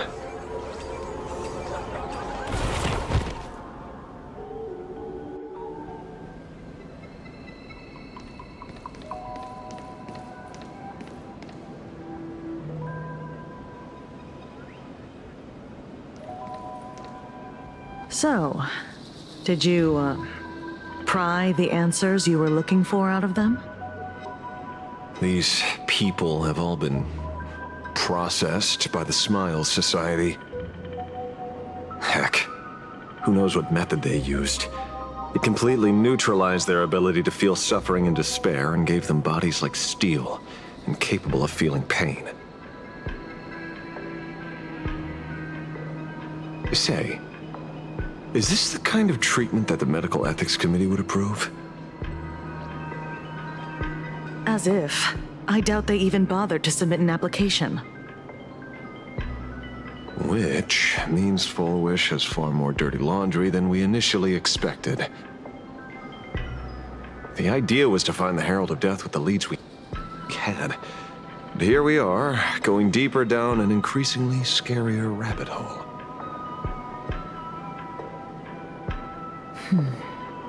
Judging by their voices, these followers don't seem to have any ill intentions. In fact, they sound a lot more humane than most humans. If all this has nothing to do with the Herald of Death, then it matters little to our investigation. After all, how they pursue happiness is their own choice. Wouldn't you agree? Are you serious, Kojiba? It's only human instinct to avoid pain, right? Such avoidance doesn't go against the laws of nature, nor does it legally constitute a crime when the party involved was a voluntary participant. Not a crime. Well, my instinct right now is telling me that this definitely has something to do with the Herald of Death. Unfortunately, Mr. Ashvale, we need evidence to solve a case. I'm here to follow my senses and dig up whatever's at the bottom of this. As for evidence, that's your headache. Besides, I don't think we need to turn over every stone to figure it out. If the new Herald of Death and Full Wish are connected, we'll be seeing another move soon enough. If I were her, I'd choose the brightest stage possible so this weapon could spread maximum panic. You mean the Star Rail Fest? Madame Pearl promised that top-level security would be deployed during the fest, as well as a contingency plan, robust enough to quell any crisis. And you are staring right at him.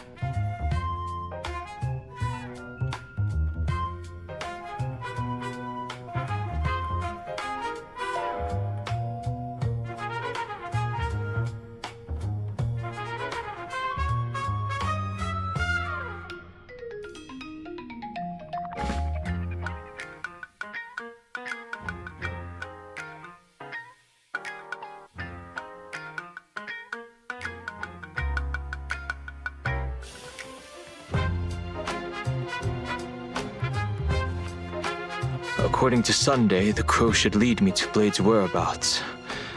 Since it stopped here, that means...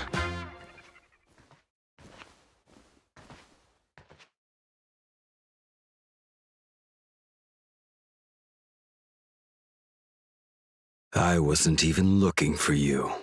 Yet here you are, throwing yourself into the fray. Consider me surprised. We haven't even settled the score over the mask you stole from the Sinwish Syndicate. And now you're skulking around and following us? What's your deal? What do you, or should I say, all of you, want? General Yao Guang of the Yuchui has come to this world and is looking for you. Dragons clash in the wilderness, their ichor dark and yellow. In her divination, you will become a slave to your own violence, bringing a catastrophic end to all. I am in that future as well. The only violence within you that comes to my mind is Shuhu.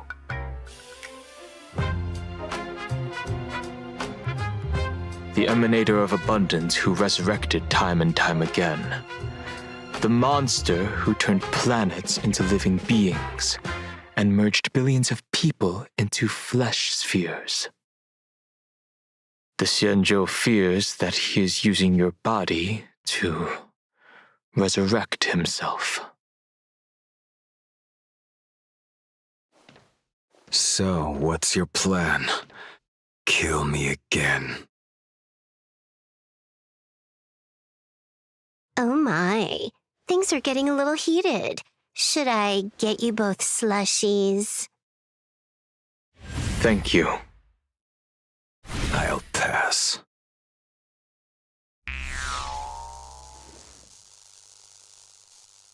While General Yao Guang's divination may foretell a death battle between us, that doesn't necessarily mean it's the only interpretation.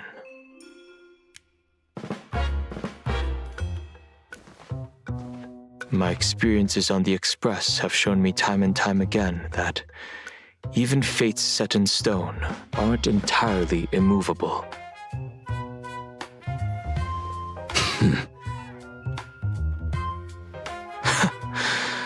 I have no intention of getting into a quarrel with you, but I need to make sure that the presence of the Stellaron hunters won't endanger my companions or the future of this planet. Thus, I must know your purpose here, Blade. What has Destiny's Slave written in your script? He stated this trip would be connected to death. Should I congratulate you? Much obliged. In my experience, it's best not to get your hopes up too soon. Prophecies rarely unfold the way you expect. However, the General's divination isn't entirely baseless. Ever since my arrival here, I have been feeling restless. There's another power here beckoning me. Is there another form of abundance in the world besides you? Perhaps there is more than one. Are you referring to the disciples of Sanctus Medicus? Or the Elixir Seekers? Something far more dangerous. Do they have support from other factions? Unclear. As such, I'll keep an eye on you until everything settles. Just like you did in the past. That's as far as I'll go.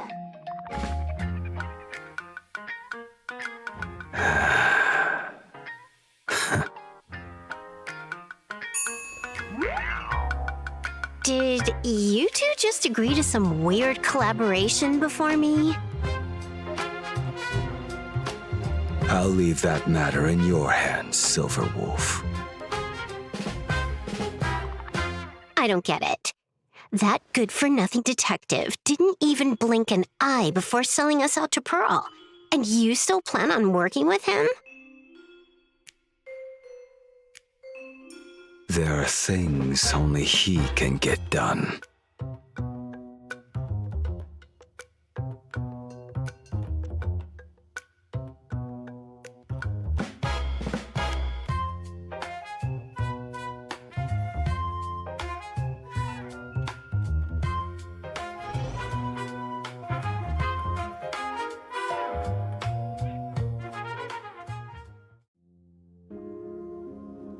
Hey, you two!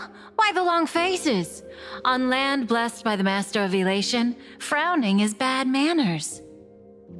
Come on, smile! Whether you're hungry or full, poor or rich, the laughter is with you. Would you be interested in learning about our Research Society of Happy Smiles? Thank you, but I'll pass.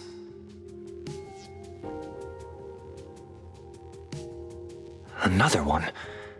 How many people have been talking to us about happiness today? Well, 6, exactly.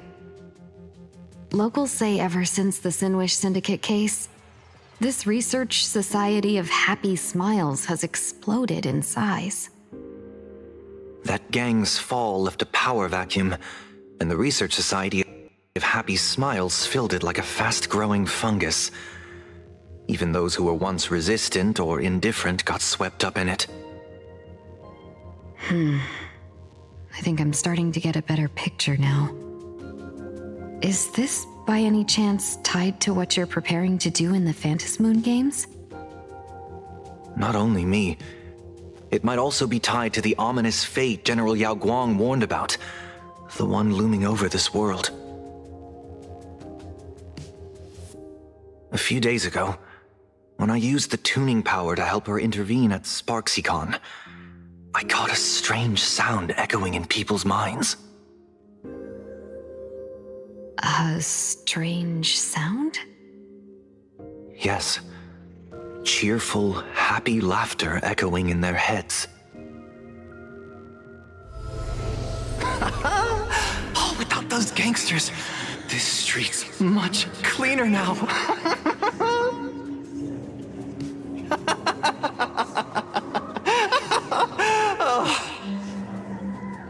The so-called voice of Aha those society recruiters claim to hear? Could the Joy Seeker truly be so passionate about universal redemption? Whatever that is, it's not Aha's laughter. From the moment I set foot on this street, I've been using my tuning ability to sense the residents' minds. Miss Tingyun, allow me to correct you. Those connected to the Research Society of Happy Smiles number not 6, but 42. Each of them carries the same sound. Identical laughter, looping endlessly like a broken record. Mind control? Or something worse? Are you trying to say that this is tied to the harmony? My apologies. I dare not make such wild assumptions. No, this isn't the work of any tuner. It feels like a barrier, born from the human mind itself, to numb the unbearable pain it cannot endure. Like a worn-out tape recorder hidden deep in the subconscious, repeating the same thing over and over. I am happy. I am happy. So, whose divine handiwork is this supposed to be now? Wherever this laughter comes from, causing so many people to self-deceive in perfect unison while enduring pain is well beyond the capabilities of a mere charitable group. Beneath these calm waters, the undercurrents are far more turbulent than anyone imagines. The bad news just keeps coming. Dan Heng's gone off on his own, and Madame Yao's completely vanished. Can you still sense her? The bird I entrusted to General Yao Guang has seemingly gone silent. I can't share its vision anymore. I can't even feel her thoughts through it. But I know it hasn't faded. That means she's still in this world somewhere. Let's pray she returns soon, with some news to pierce through all this fog. Otherwise, this Arcadia built on happiness will crumble fast and fall into the abyss.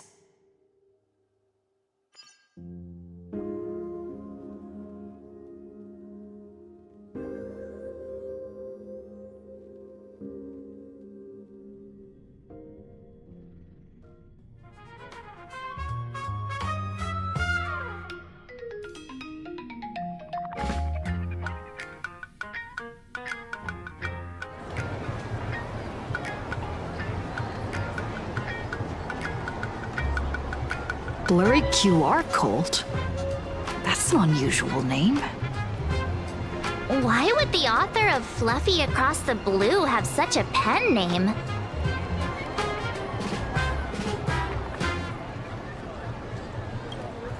Really? A pen name often says a lot about its creator.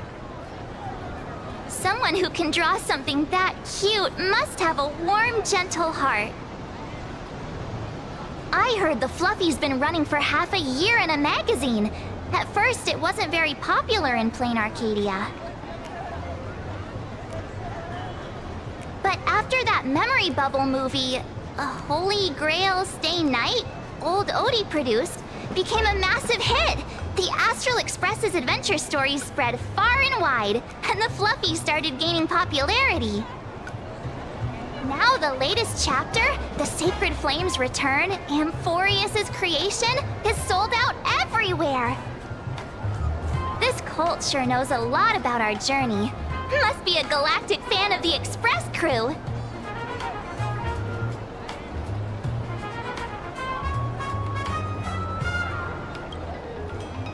Aw, come on. Whatever happened to trust? According to the address the Perlux employee gave us, it looks like we've arrived at a familiar place.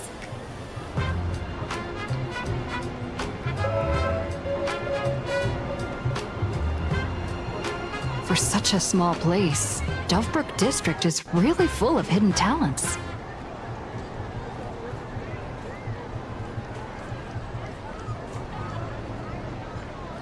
Turn left at the first intersection, then turn right, go straight for 200 meters.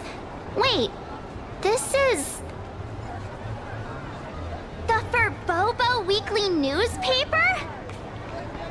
Oh, don't tell me the author of the Fluffy is actually a Furbo. No wonder he rarely shows his face. Come on, let's go upstairs.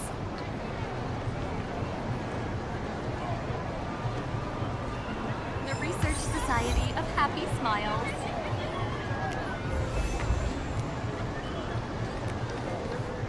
The Fluffy goes puff, puff, puff. Pom-poms for extra fluffy stuff.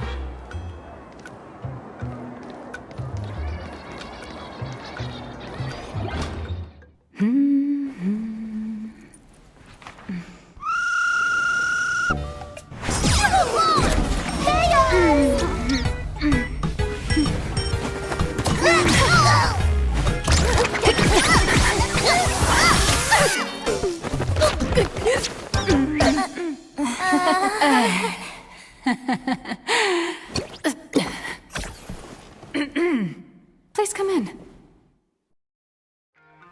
Let me guess. Your next line is...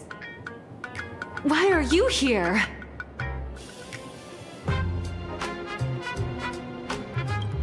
Miss Nihilux? What are you doing here? What's the problem? I'm the magazine's founder, its president, and its editor-in-chief. It's only logical that I'd be sitting here.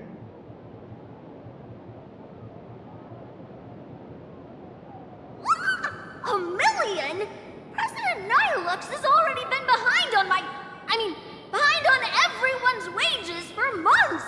If it weren't for the money, who'd risk their neck being a tabloid journalist, sneaking photos of the bigwigs on the Astral Express?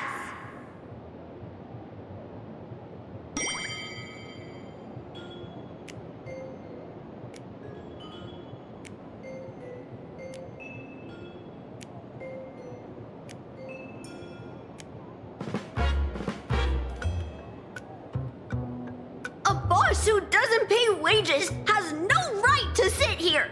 They belong in the underworld. Idiots. Without me, you'd all have been locked up in some Department of Aberration Defense painting prison long ago. And you still have the gall to demand wages from your savior. Have you ever heard of the sensational serial thief case, Phantom Furbomorph? It happened in the year 1996 of the Arcadian calendar. I'm sorry. I was wrong. I shouldn't have talked back. I'm sorry for being born a Furbo. Beep boop! Even if you've got dirt on us, making us work for free is way too ridiculous. We've had enough. We've overthrown the boss. We've got a new president now. Please, stand up for us. Welcome, traveler. Furbo Hot Pot requires a reservation. Rumors are 10,000 credits apiece, and if you're looking to hire a hitman, just head right down the hall to the storeroom. Oh, or maybe...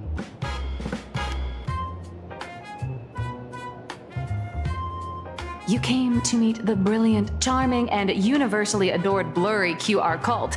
Well then, truth be told, that person is actually...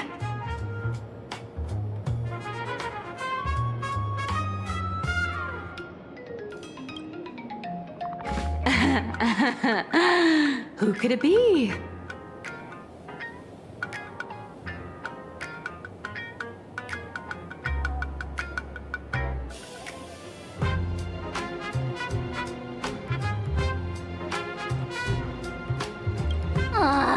Even more non-existent memories. What are you even talking about?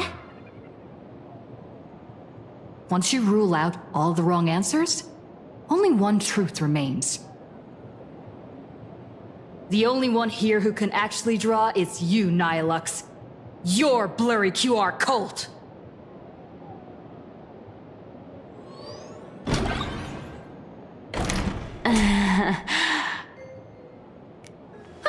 You saw right through me.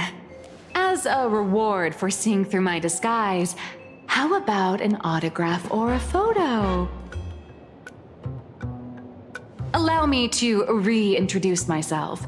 I'm Nihilux. You can also call me by my pen name, Blurry QR Cult.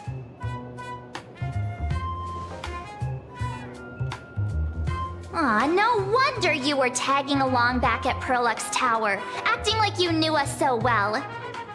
Wait... This blurry QR cult persona isn't a fake, is it? Identity is just a mask and a body. Real or fake, it's all in how you see it. At the very least, for now, there's no other blurry QR cult around who could show up at Star Rail Fest for a live signing and hype up the Astral Express, right?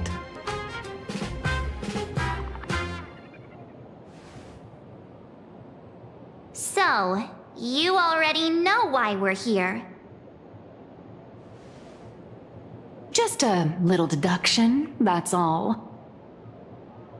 The news about Star Rail Fest is already everywhere online. Knowing how that perfectionist Madame Pearl operates, she's definitely pulling strings to make your collaboration a success.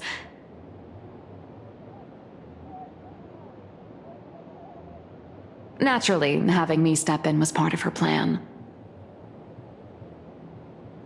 If that's the case, will you... That said, I'll have to respectfully decline. Not to brag, but Fluffy Across the Blue is ridiculously popular in this world. If tickets weren't limited, the line would wrap around the planet twice and a half. That's not a signing event, but a public execution, right? Yeah, that does sound pretty horrifying.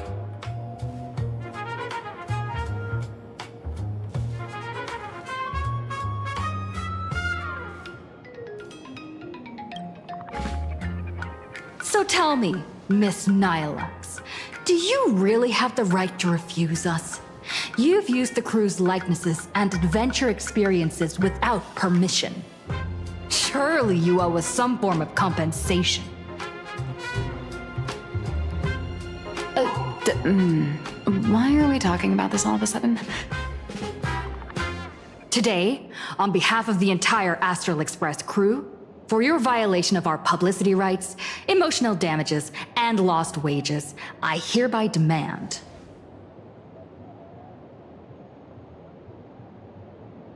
1.6 billion credits! How did you work that out? Believe it or not, I don't have a single coin on me right now. That's impossible! Just your royalties alone should have made you rich! Due to, unknown circumstances, my luck with money hasn't been great. But I get what this is really about. You're not only after cash, are you? I'll show up at Star Rail Fest. Is that good enough for you? Then it's settled. Thank you, Colt. That said, I also hope the two of you, as the original inspirations, will take some time to familiarize yourselves with Fluffy Across the Blue before attending the exhibition, so you won't be caught off guard by fans' questions. Time to attend Miss Nilux's class. Please follow me.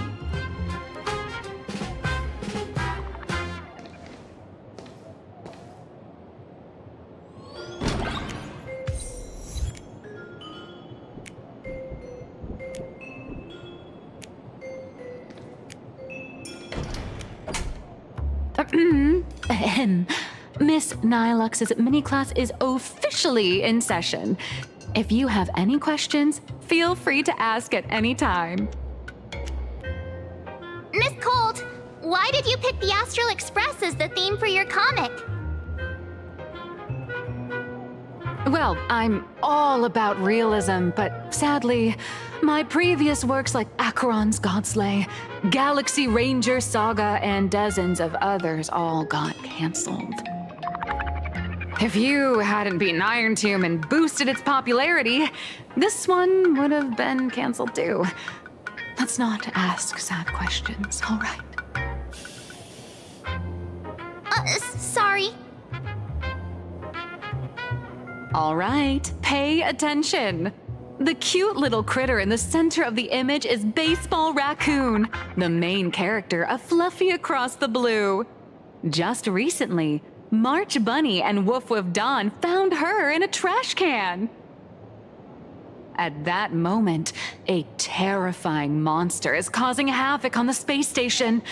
It tries to spit fire at Baseball Raccoon, but the flames don't burn through the trash can. Instead, it sets the trash on fire, and the stench knocks the monster out. Miss Colt, why is she the protagonist? Readers today value immersion, and a character who has no memory of their past is, of course, the best choice. I don't know anything about my past either, so why didn't you pick me? Even though Little Raccoon joined the Express the latest, she's left behind so many stories across different worlds that there are even rumors in the Lafu's prison about her beating up alien life forms. With material this crazy, not making it the main character? I might disagree, but AHA absolutely wouldn't.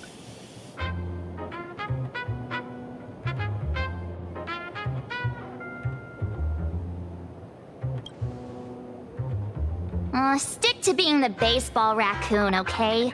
I don't need special treatment. March, the Fluffy is just a comic. Outside of this, the author and the readers, every character in this world, Aren't we all the protagonists of our own lives? That sounds so passionate, Miss Cold. I totally get it now. And so, the unruly baseball raccoon, the quiet woof woof Dawn, and the lively March Bunny formed a trio everyone loves. Actually, I have a question too.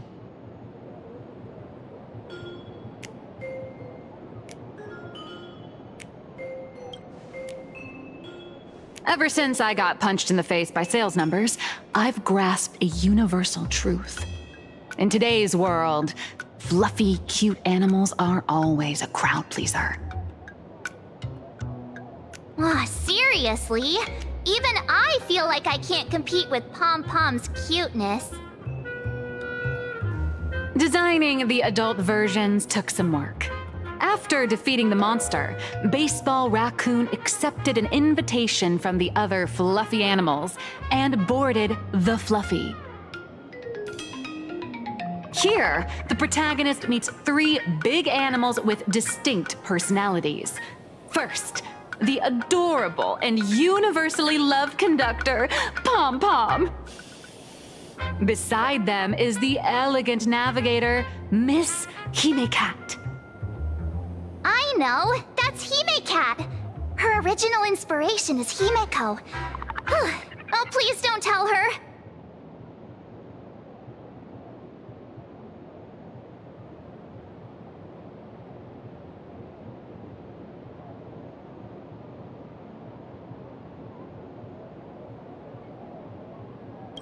And the big brown dog on the other side, see? His name will shock you. That's right, he's... Mr. Yang! Just Mr. Yang. Your taste in naming is indeed extraordinary. Anyway, the 6 fluffy little creatures boarded the Fluffy Express and set off on their journey. As for the plot, it's pretty much the same as what you've all experienced, just with a bit of artistic tweaking to suit Planarcadia's audience.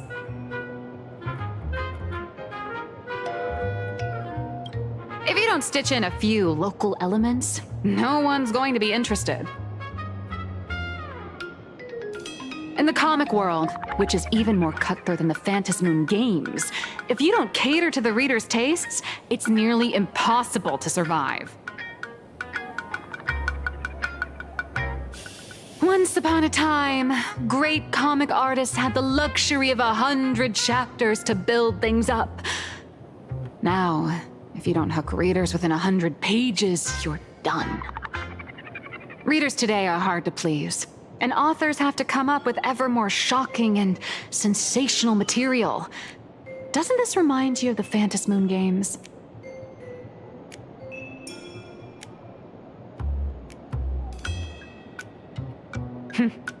Looks like you're all familiar with the characters from the Fluffy.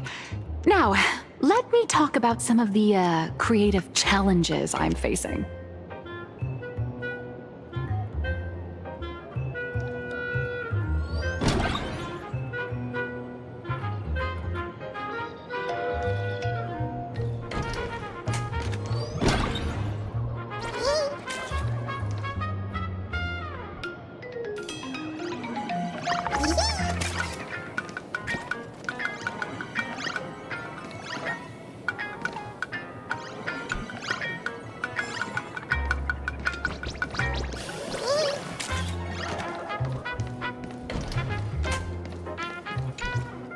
So, what do you see on the Fluffy stands? It's her turned into a cute little animal?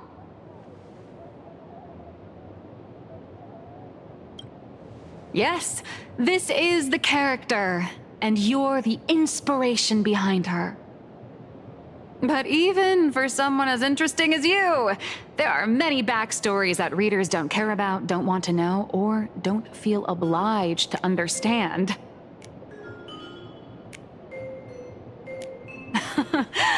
A comic artist's job is to capture the most interesting parts and present them to the readers. The cute and clever one is March Bunny. The unruly but reliable one is Baseball Raccoon. This is what we call a concrete archetype paired with an abstract character. And the abstract side of a character will only be further simplified in the eyes of the readers. So, how do you think the readers across the universe view you nameless?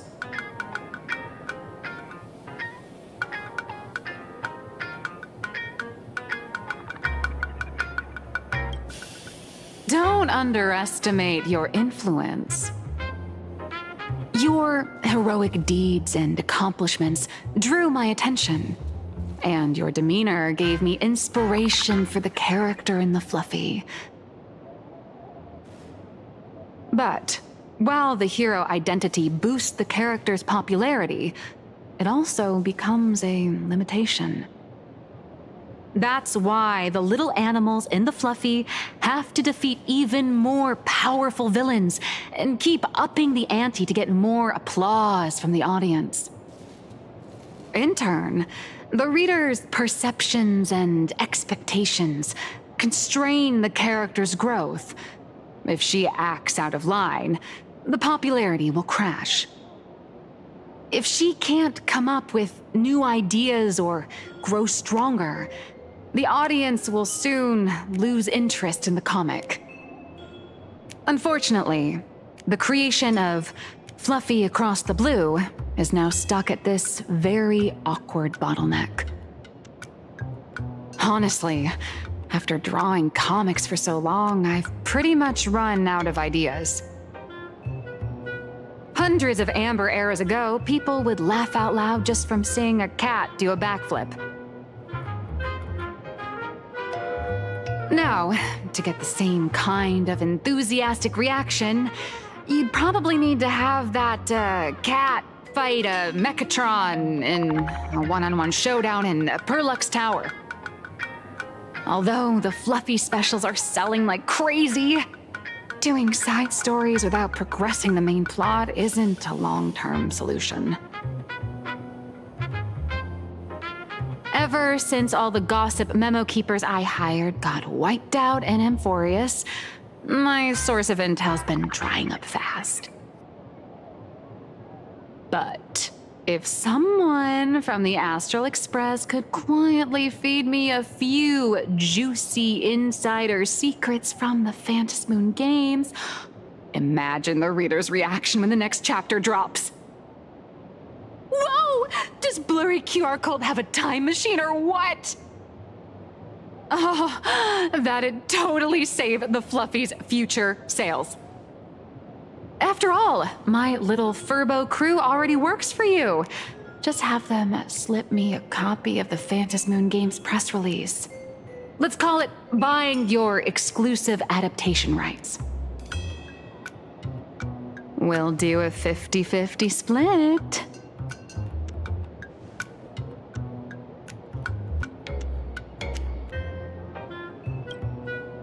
What about a 30-70 split? Deal. 70 for me, 30 for you. Wow, you change your face faster than Sparkle.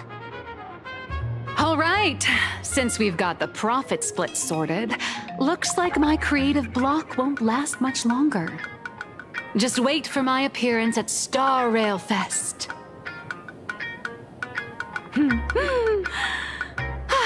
Star Rail Fest, a grand event that gathers millions of eyes and an inordinate amount of wish power. And under all that attention, the dark forces coveting the Master of Elation's blessing are bound to surface. Heroes and devils dancing together in Planarcadia. Tell me, is there a better source of inspiration than that? My hero, don't let us down.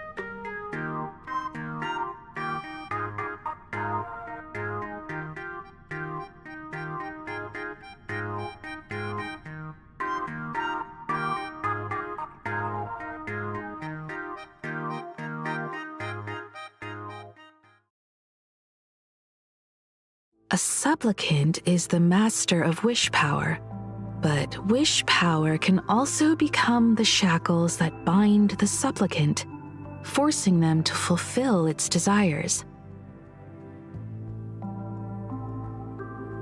Love and hatred are alike. Dependence resembles fear. What commands wish power isn't only love, but also hatred. Thank you. These notes will really be a big help to her. Good. I'm so glad to be of help. For generations, many members of our family have attempted to enter the Phantasmoon Games, hoping to rely on the Aeon's immense power to lift the curse afflicting the Graphia bloodline. Some came close to the mask, but could only watch as history passed them by. Others wore it, only to fail in the end. That was until 400 years ago, when your great-great-grandfather Hero won the Phantasmoon Games and successfully gained an audience with Aha. But the family's curse was not broken. In his notes, he wrote, "Just as the god of destruction cannot cradle a bouquet, so too is the god of elation powerless against a curse. Such is the cycle of cause and effect."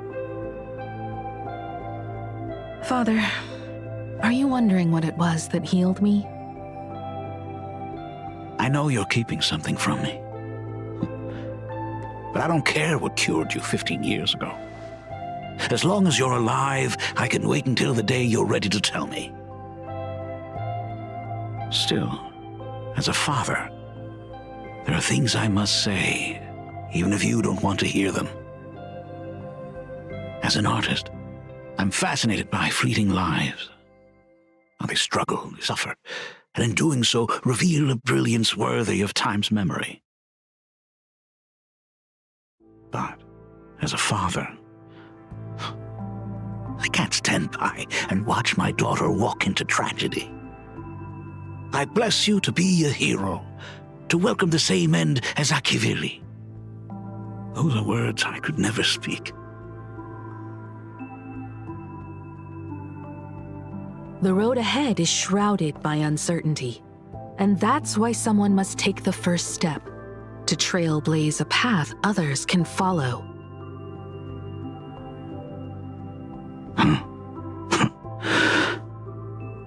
I can't stop you, even though every part of me wishes you'd stay. But this is your choice, my daughter's choice. All I can do is stand by you quietly and pray you'll come back safely. Do you still remember the bedtime story I used to tell? They say there was once a princess in the sky. Day and night she painted in her celestial garden, untouched by the joys and sorrows of the mortal world. One night, a thunderous sound echoed from her painting. Curious, she stepped inside. Through seas of flowers, across mountains, until she reached the world's edge. There stood an ancient tower, so tall it pierced the heavens, so vast it seemed to hold the universe itself. Climbing the endless staircase, the princess reached the summit, and from there she saw the world beyond her garden. In the distance, she heard cries, the voices of people burning in raging fire. From that tower of infinity descended the world painter to walk the mortal realm. With a single stroke of her brush, she brought forth 1,000 imaginae, turning the tide against destruction. To go where there are cries, to go where there are flames. That is the origin of our family name, Murata. But beyond the family name, My interpretation of our ancestor's name, Graphia, is also the hope I place in you. Himiko, whatever choice you make, if this is truly what you want, then go. Use those steps blazed upon trails to paint the world as you see it. Thank you, Dad.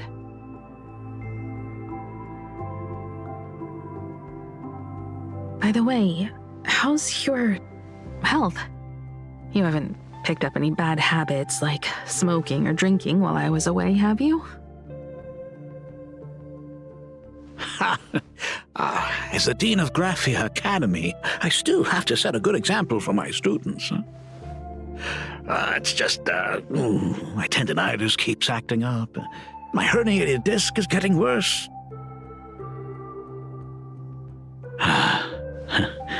Himeko, how long will you be staying? At least until the lunar cycle shifts. I'll stay here in Planarcadia until then. I see.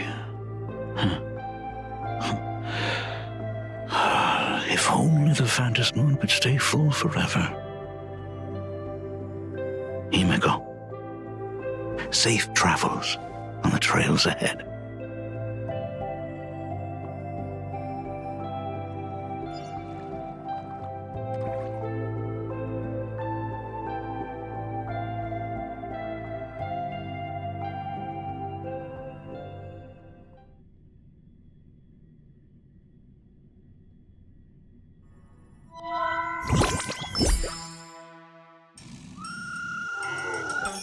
Hello, everyone! Welcome to Foolish TV's special news segment, Arcadian Morning Report. I'm your host, Poofy. Hi, everyone! I'm your host, Snowy! The Star Rail Fest exhibition venue, funded by Perlux Corp and constructed by Turbogen Heavy Industries, has officially been completed! Thanks to modern imagenesis technology, it took only a day for the Skyline's lookout cloud to take on a completely new look. Starting today, the Lookout Cloud line is officially opening up its stop for the Star Rail Fest exhibition areas. The exhibition areas opening on day one include the Bellabog area, Siajolafu area, and Penacony area, showcasing the legendary adventures of the Astral Express. The Infurious area, which is currently under construction, will open in due course. For this event, Perlux cordially invites several crew members of the Astral Express to visit and be interviewed, including the Trailblazer, who recently joined the Phantom Moon Games as a supplicant. That is certainly something to look forward to. I heard Perlux has also invited Blurry QR Cole, the author of Fluffy Across the Blue, for a signing session. It'll be the first time the author reveals their true face in public. An exhibition to gather wish power. Now that's an interesting scheme. Leave it to Pearl to come up with such a bizarre idea.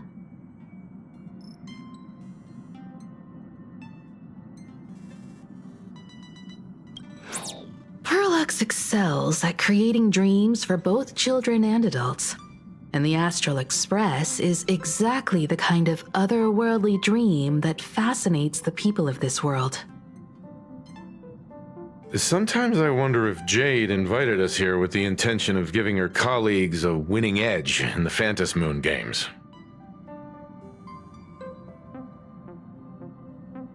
For Pearl, this Ionic game is probably also a good opportunity to observe and study the way we operate. Though, compared to our usual opponents, this Intellitron executive is a surprisingly rational decision-maker. Her proposal for cooperation seems more trustworthy than most. It's not rationality that concerns me. It's the irrational factors.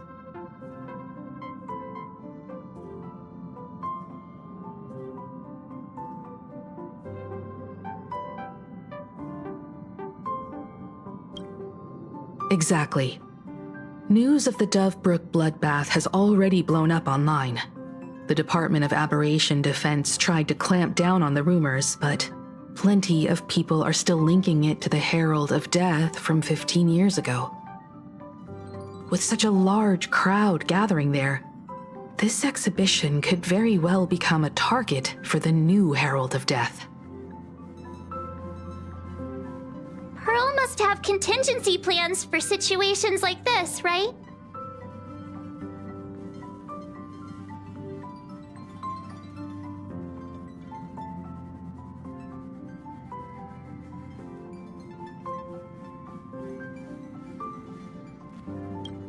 That old guy? No way! Whatever Pearl has planned, we must consider the possibility that the Herald of Death might attack the venue. We won't just be there to showcase the Astral Express to the people of this world. We'll also need to stay on high alert for any suspicious activity. It's about time. You should get going.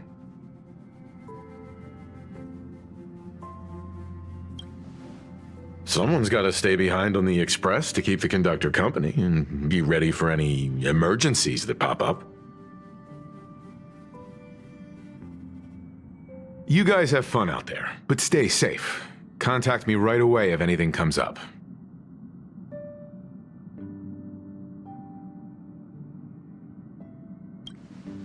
They're both out on a mission with General Yao Guang. Don Hung is tracking Blade's whereabouts, while Sunday is working with Miss Ting Yun. Both of them are tied up. Looks like they won't be able to make it to the exhibition this time.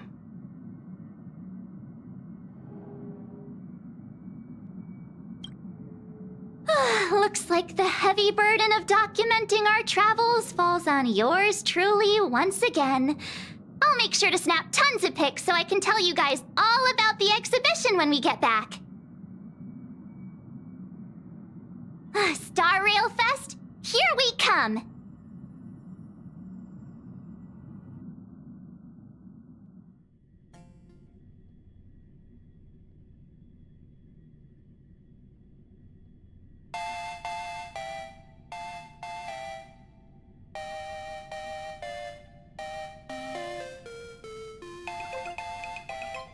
A few games of chess will while away the time.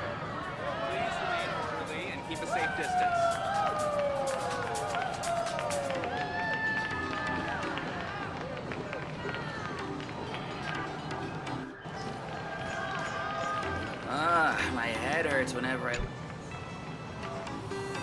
Passengers heading to Star Rail Fest, please prepare to board. Oh, if it isn't the heroes of the Astral Express! Oh, the trains have been placing bets on who will get to escort the Nameless to Star Rail Fest on opening day. It's such a super-duper Arcadian honor. And can you believe it? Turns out I'm the lucky one. Oh, I could already feel everyone's enthusiasm turning into waves of wish power along the way. No wonder everyone's running around with such high spirits.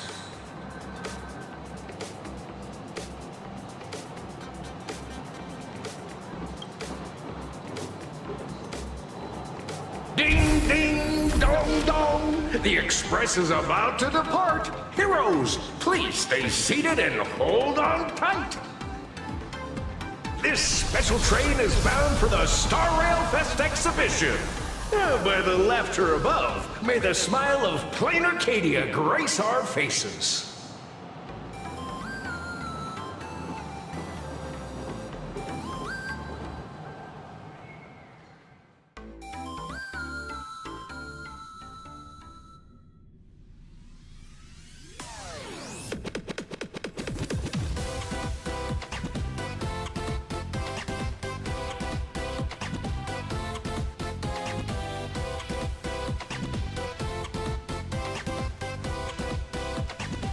Thank you for riding with us today. May the laughter watch over you, and please enjoy your journey.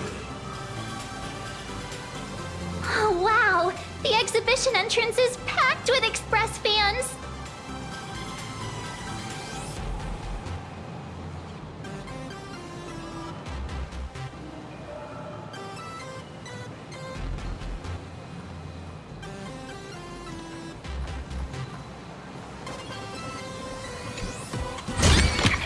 Oh, a delightful surprise. Exhibition area.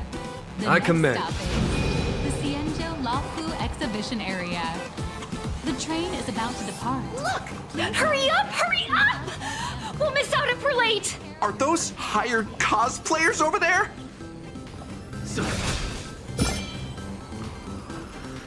Feels like the express.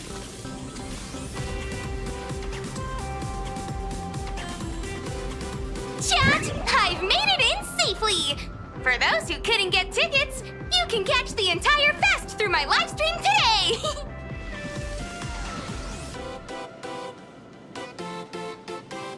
Next to me is my partner. Oh, wait, what are you doing? 'Tis I, Cold Dragon Young, Don Hung. Where'd you get that mask from? It looks so weird. Such trifles matter not.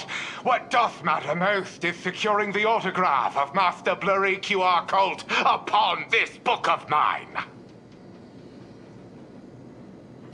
The signing event hasn't even started yet. Besides, Cienjo people don't talk like that. What's our motto? Through stars we soar! The Express is our home! One crew, one heart! We'll never roam! Wow! That's some next level phantom energy! Crystal Express! We love you! We love the Trailblazer! Our 7 and our high! Astral Express! We love you! We love the conductor, Himiko, and Wells!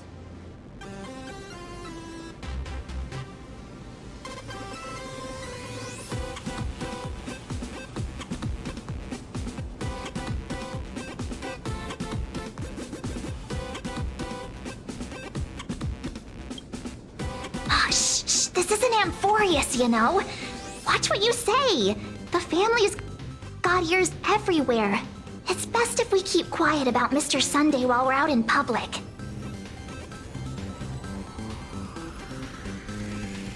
Want to take a photo together, Himiko? No, thanks. I'd take tense negotiations with Pearl over getting mobbed by my own fans any day. Who'd have thought there'd be social situations that even Himiko's afraid of? If Don Hung and Mr. Yang were here, I can't even imagine the looks on their faces. What a sight. Truly.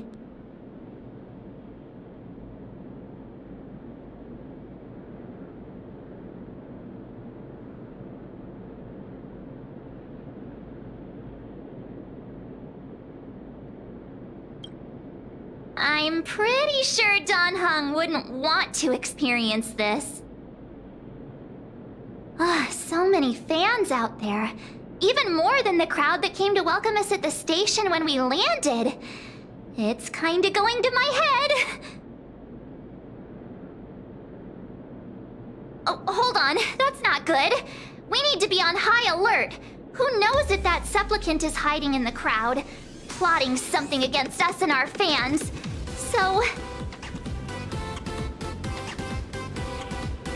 So, I'm gonna brave the danger and check things out myself.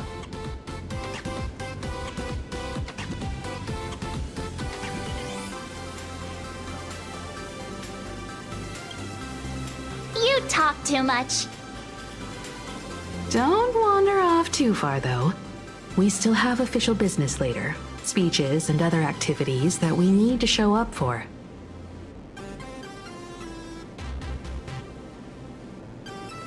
Got it. We'll just hang around here.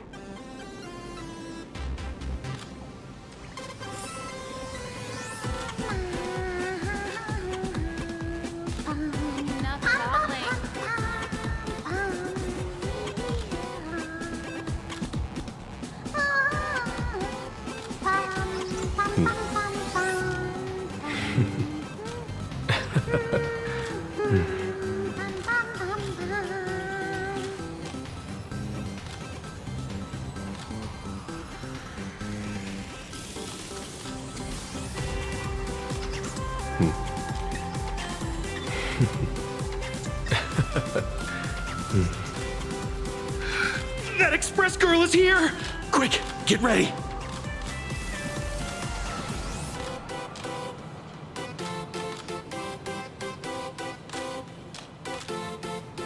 I can't tell you who sits next to me. Wow, with that outfit, you must be cosplaying as March Bunny. Am I right? The accuracy is just insane. Yeah, just like the original. Since we're all fans here, let's skip the sales pitch. But I gotta say this up front. The conductor is the cutest in the whole universe!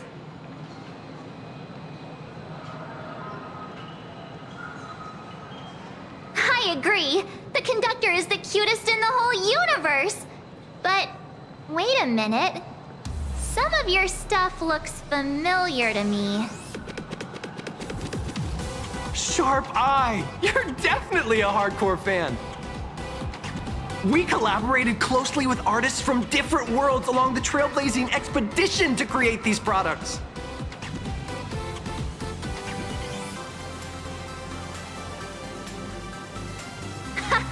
I can pretty much guess who they are.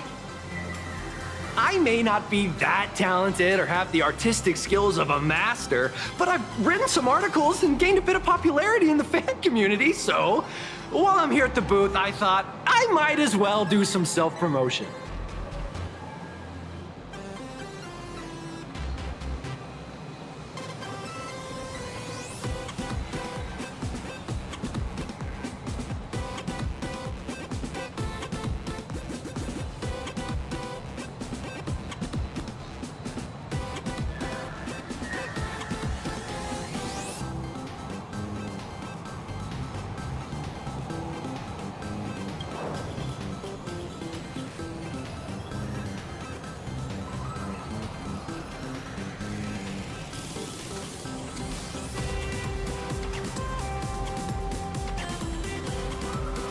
If any of you happen to be super hackers, space warriors, spirit whisperers, or those cursed by eons, come find me.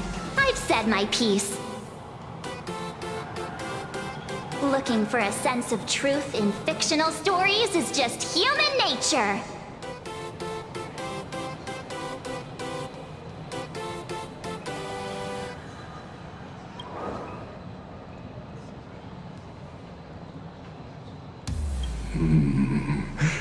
Rupert II, wise throughout the universe, profound in his insights, was bestowed the title Profound One by Noose.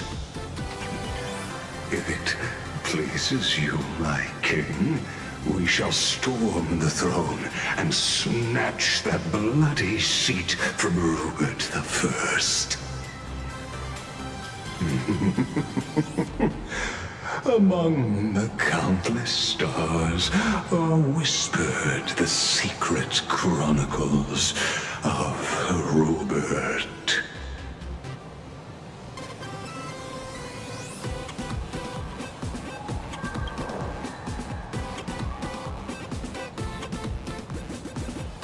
Our destiny lies only among the sea of stars. On June 1st, year 40,000 of the Trailblaze Empire era, at 2:55 a.m., Wat Yang's life came to an end at the age of 33. 3 minutes later, he sat up again.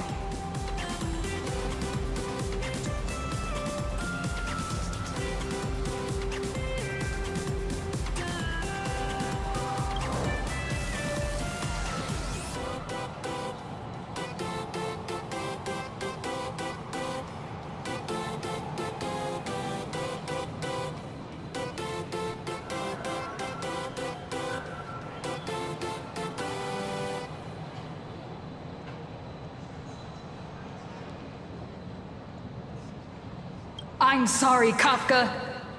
You can survive without me. But if I leave Mr. Yang, he won't make it. Well, what about Silverwolf? Are you planning to Release her back into the wild?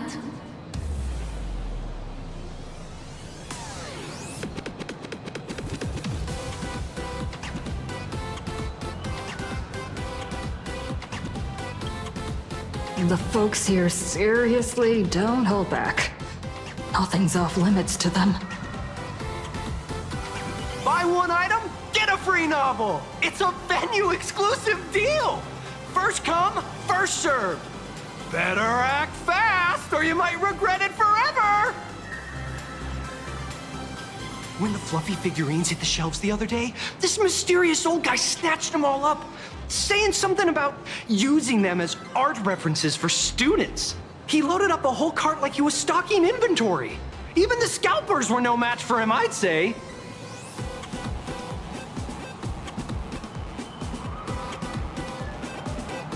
Not long after he left, a girl with bunny ears came to buy figurines too. She was clearly a collector, buying complete sets of everything.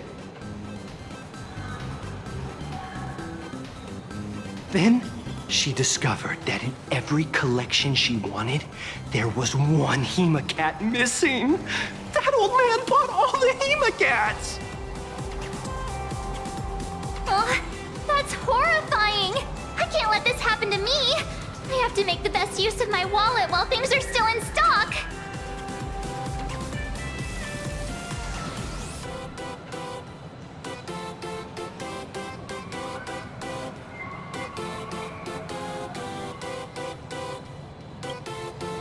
You know that feeling when you see some weird little gadgets and you just can't help but buy them? And before you know it...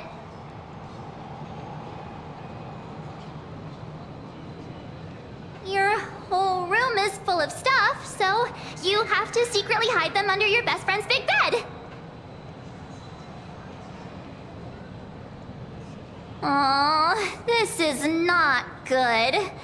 My wallet is trembling. My pocket money is crying out in pain. I need to battle against my own instincts for a bit. Go look around without me for a while. I'll come find you once I'm done with this battle. Just don't wander too far, okay?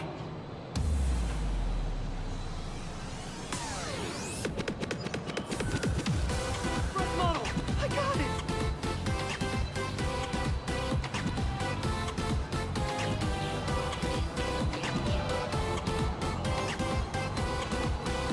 Hey, little raccoon. Over here? I'm right here. I'm dressed up as Mark. Hi! Trailblazer. Sorry to bother you. We're with Full Wish TV. It's our lucky day running into you here. Do you have a moment? Mind doing a short interview with us? It won't take long. Our audience is absolutely dying to hear about the new supplicant in town and your adventures aboard the Astral Express.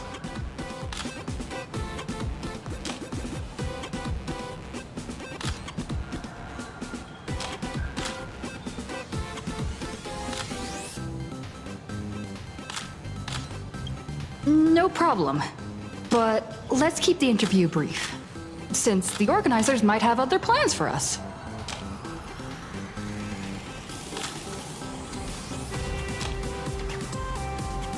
First question. Seeing as Planarcadia was the starting point of the Express's new voyage, how would you describe your impressions of this place?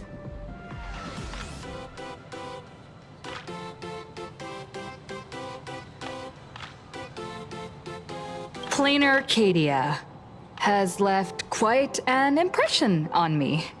An ancient world that somehow feels so modern, so vibrant and colorful.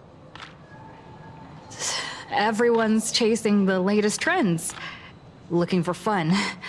I'd say this place is more like a never-ending carnival. Interesting! Throughout the history of the Phantom Moon games, it's been extremely rare to have such a renowned cosmic figure as yourself participating. As the Astral Express's supplicant, What kind of changes do you hope to bring to this world in these games?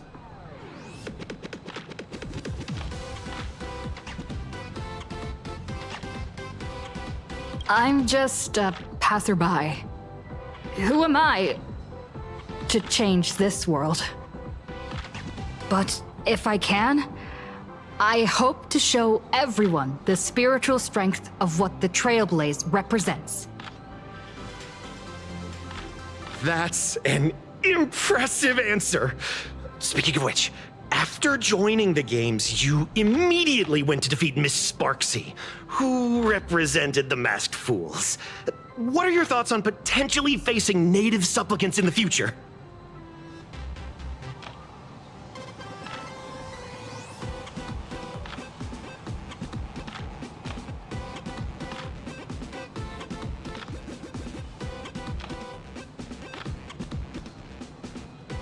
Sparksy gets her kicks through chaos and madness. That kind of out-of-control elation is way too dangerous. As for the other native supplicants, as long as they don't make the games dangerous, I'd rather cooperate with them than defeat them through violence.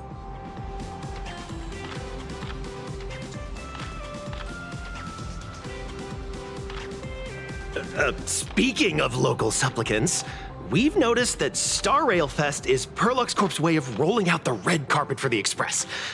There are rumors that the IPC is also sponsoring the Express. So, I have to ask, are you representing the Express or the IPC in these games?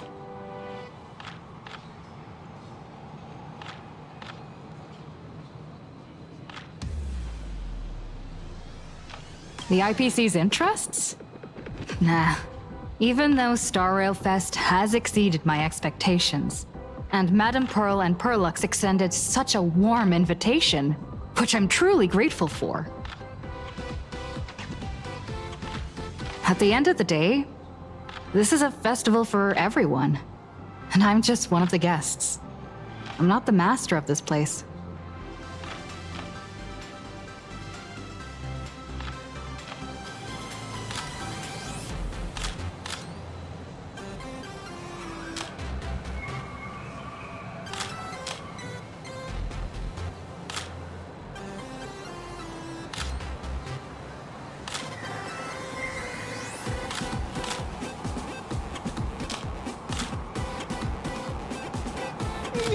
Thank you for your valuable time. We won't keep you from your plans at the exhibition any longer.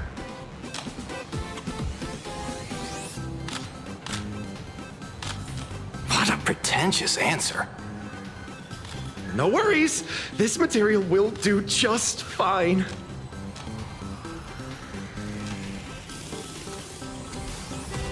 Where should we go now? 3, 2, 1.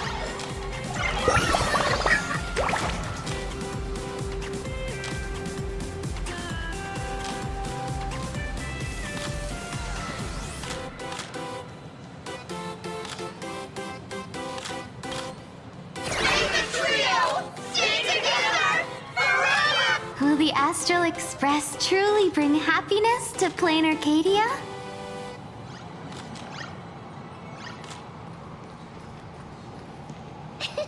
I'm dressed up as March Bunny today.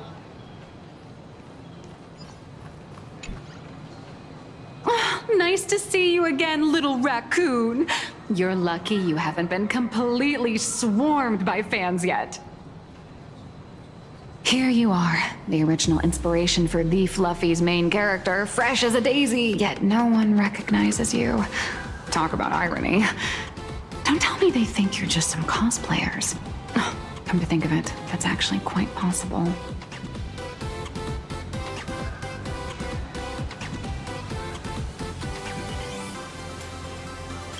Shh! Keep your voice down! I'm afraid of being swarmed by rabid fans. It's honestly heartbreaking that the organizers only gave me this dinky little booth. I was hoping for something more prominent, like a spot on the main stage or something.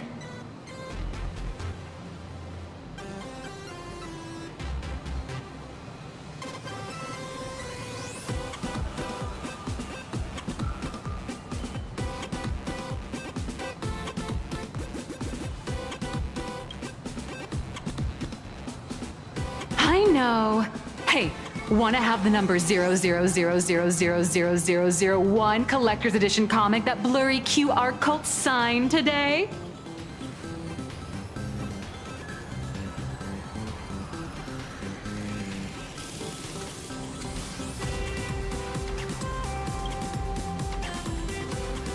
Ever heard of wishful thinking? Besides, what's wrong with selling a ton of copies? You're getting royalties too, you know.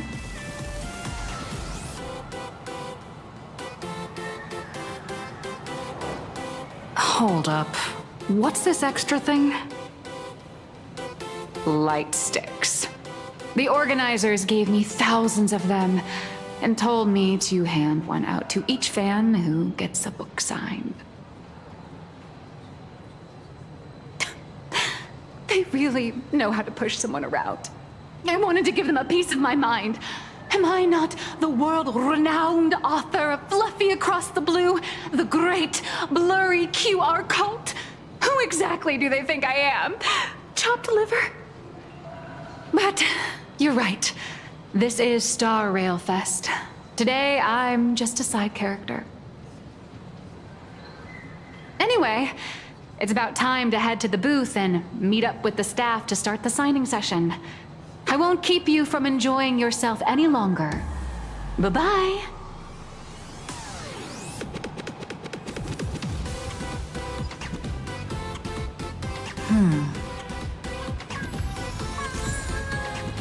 Venetia. What's she doing here?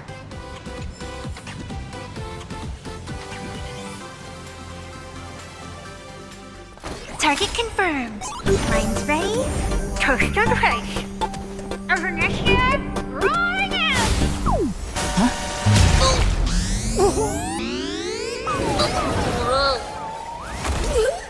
Did that guy just pass out?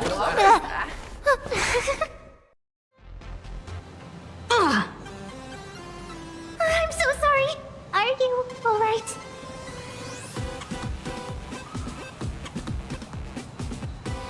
Sorry, I had no idea I could pack such a punch when sprinting at full speed. Good thing I'm built tough. I just wanted to recreate that classic teen rom-com moment. You know, bumping into a schoolgirl running late with toast in her mouth.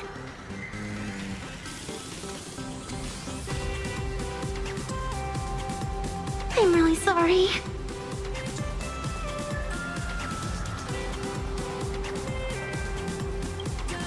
Why am I here?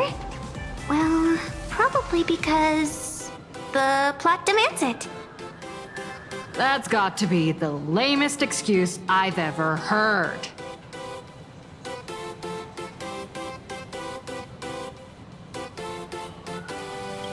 How could such a classic trope fall out of fashion so quickly?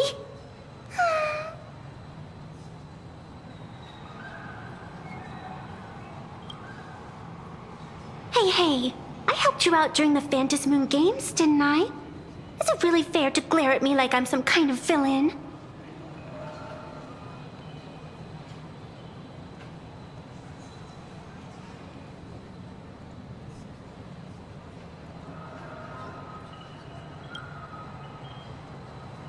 I watched your whole fight at Graphia Academy. I'm more than happy to befriend those who are destined to be part of these games, as long as they can show me their wish.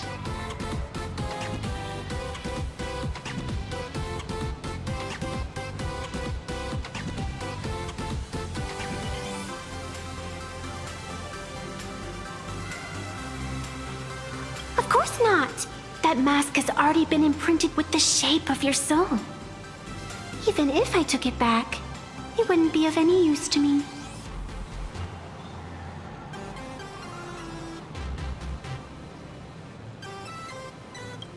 An old friend of mine once taught me how to draw. And as it turns out, I'm a natural. If you call those lousy doodles you made when drawing the mask talent...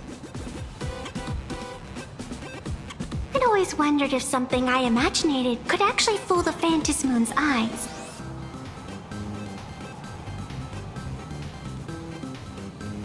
See? This temporary ticket I gave you shows great promise.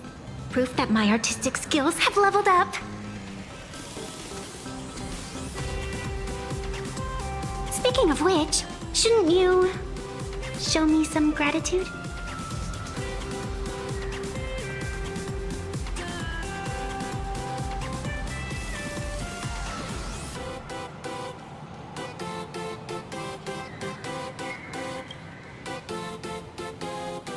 The scalpers are completely out of control. I couldn't snag a single ticket to the exhibition. Could you sneak me in?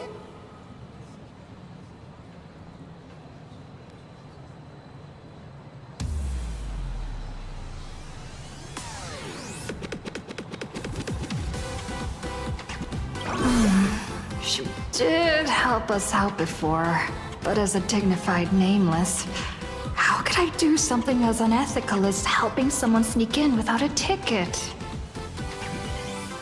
After all she's done for us, you're gonna be stingy about a tiny favor? Besides, since when were we such paragons of virtue? I sure don't remember any of that.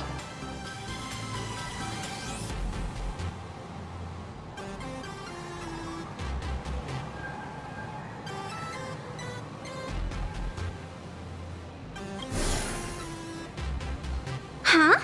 Didn't expect you to be so principled. Guess I'll have to use this trick.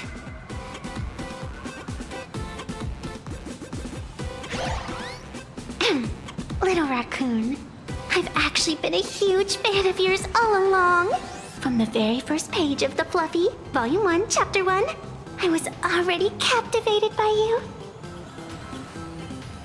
That afternoon, as I passed by the Graphia Academy building, I caught a glimpse of you by the window. Right then, I knew my heart had been stolen, and nothing else would ever make me feel so alive again. Getting to share a few happy moments with you at this exhibition, that's all I could ever ask for in this lifetime.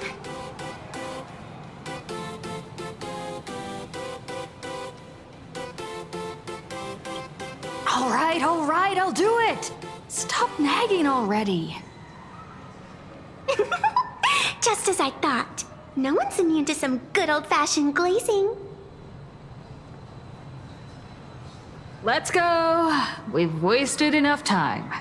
I need to meet up with my friends first. What should I get next? A baseball raccoon? March bunny? Or Woof Woof Dawn plushie? Or maybe I should get an autograph from Blurry. Life is as ephemeral as dew on a leaf, and full of worldly strife.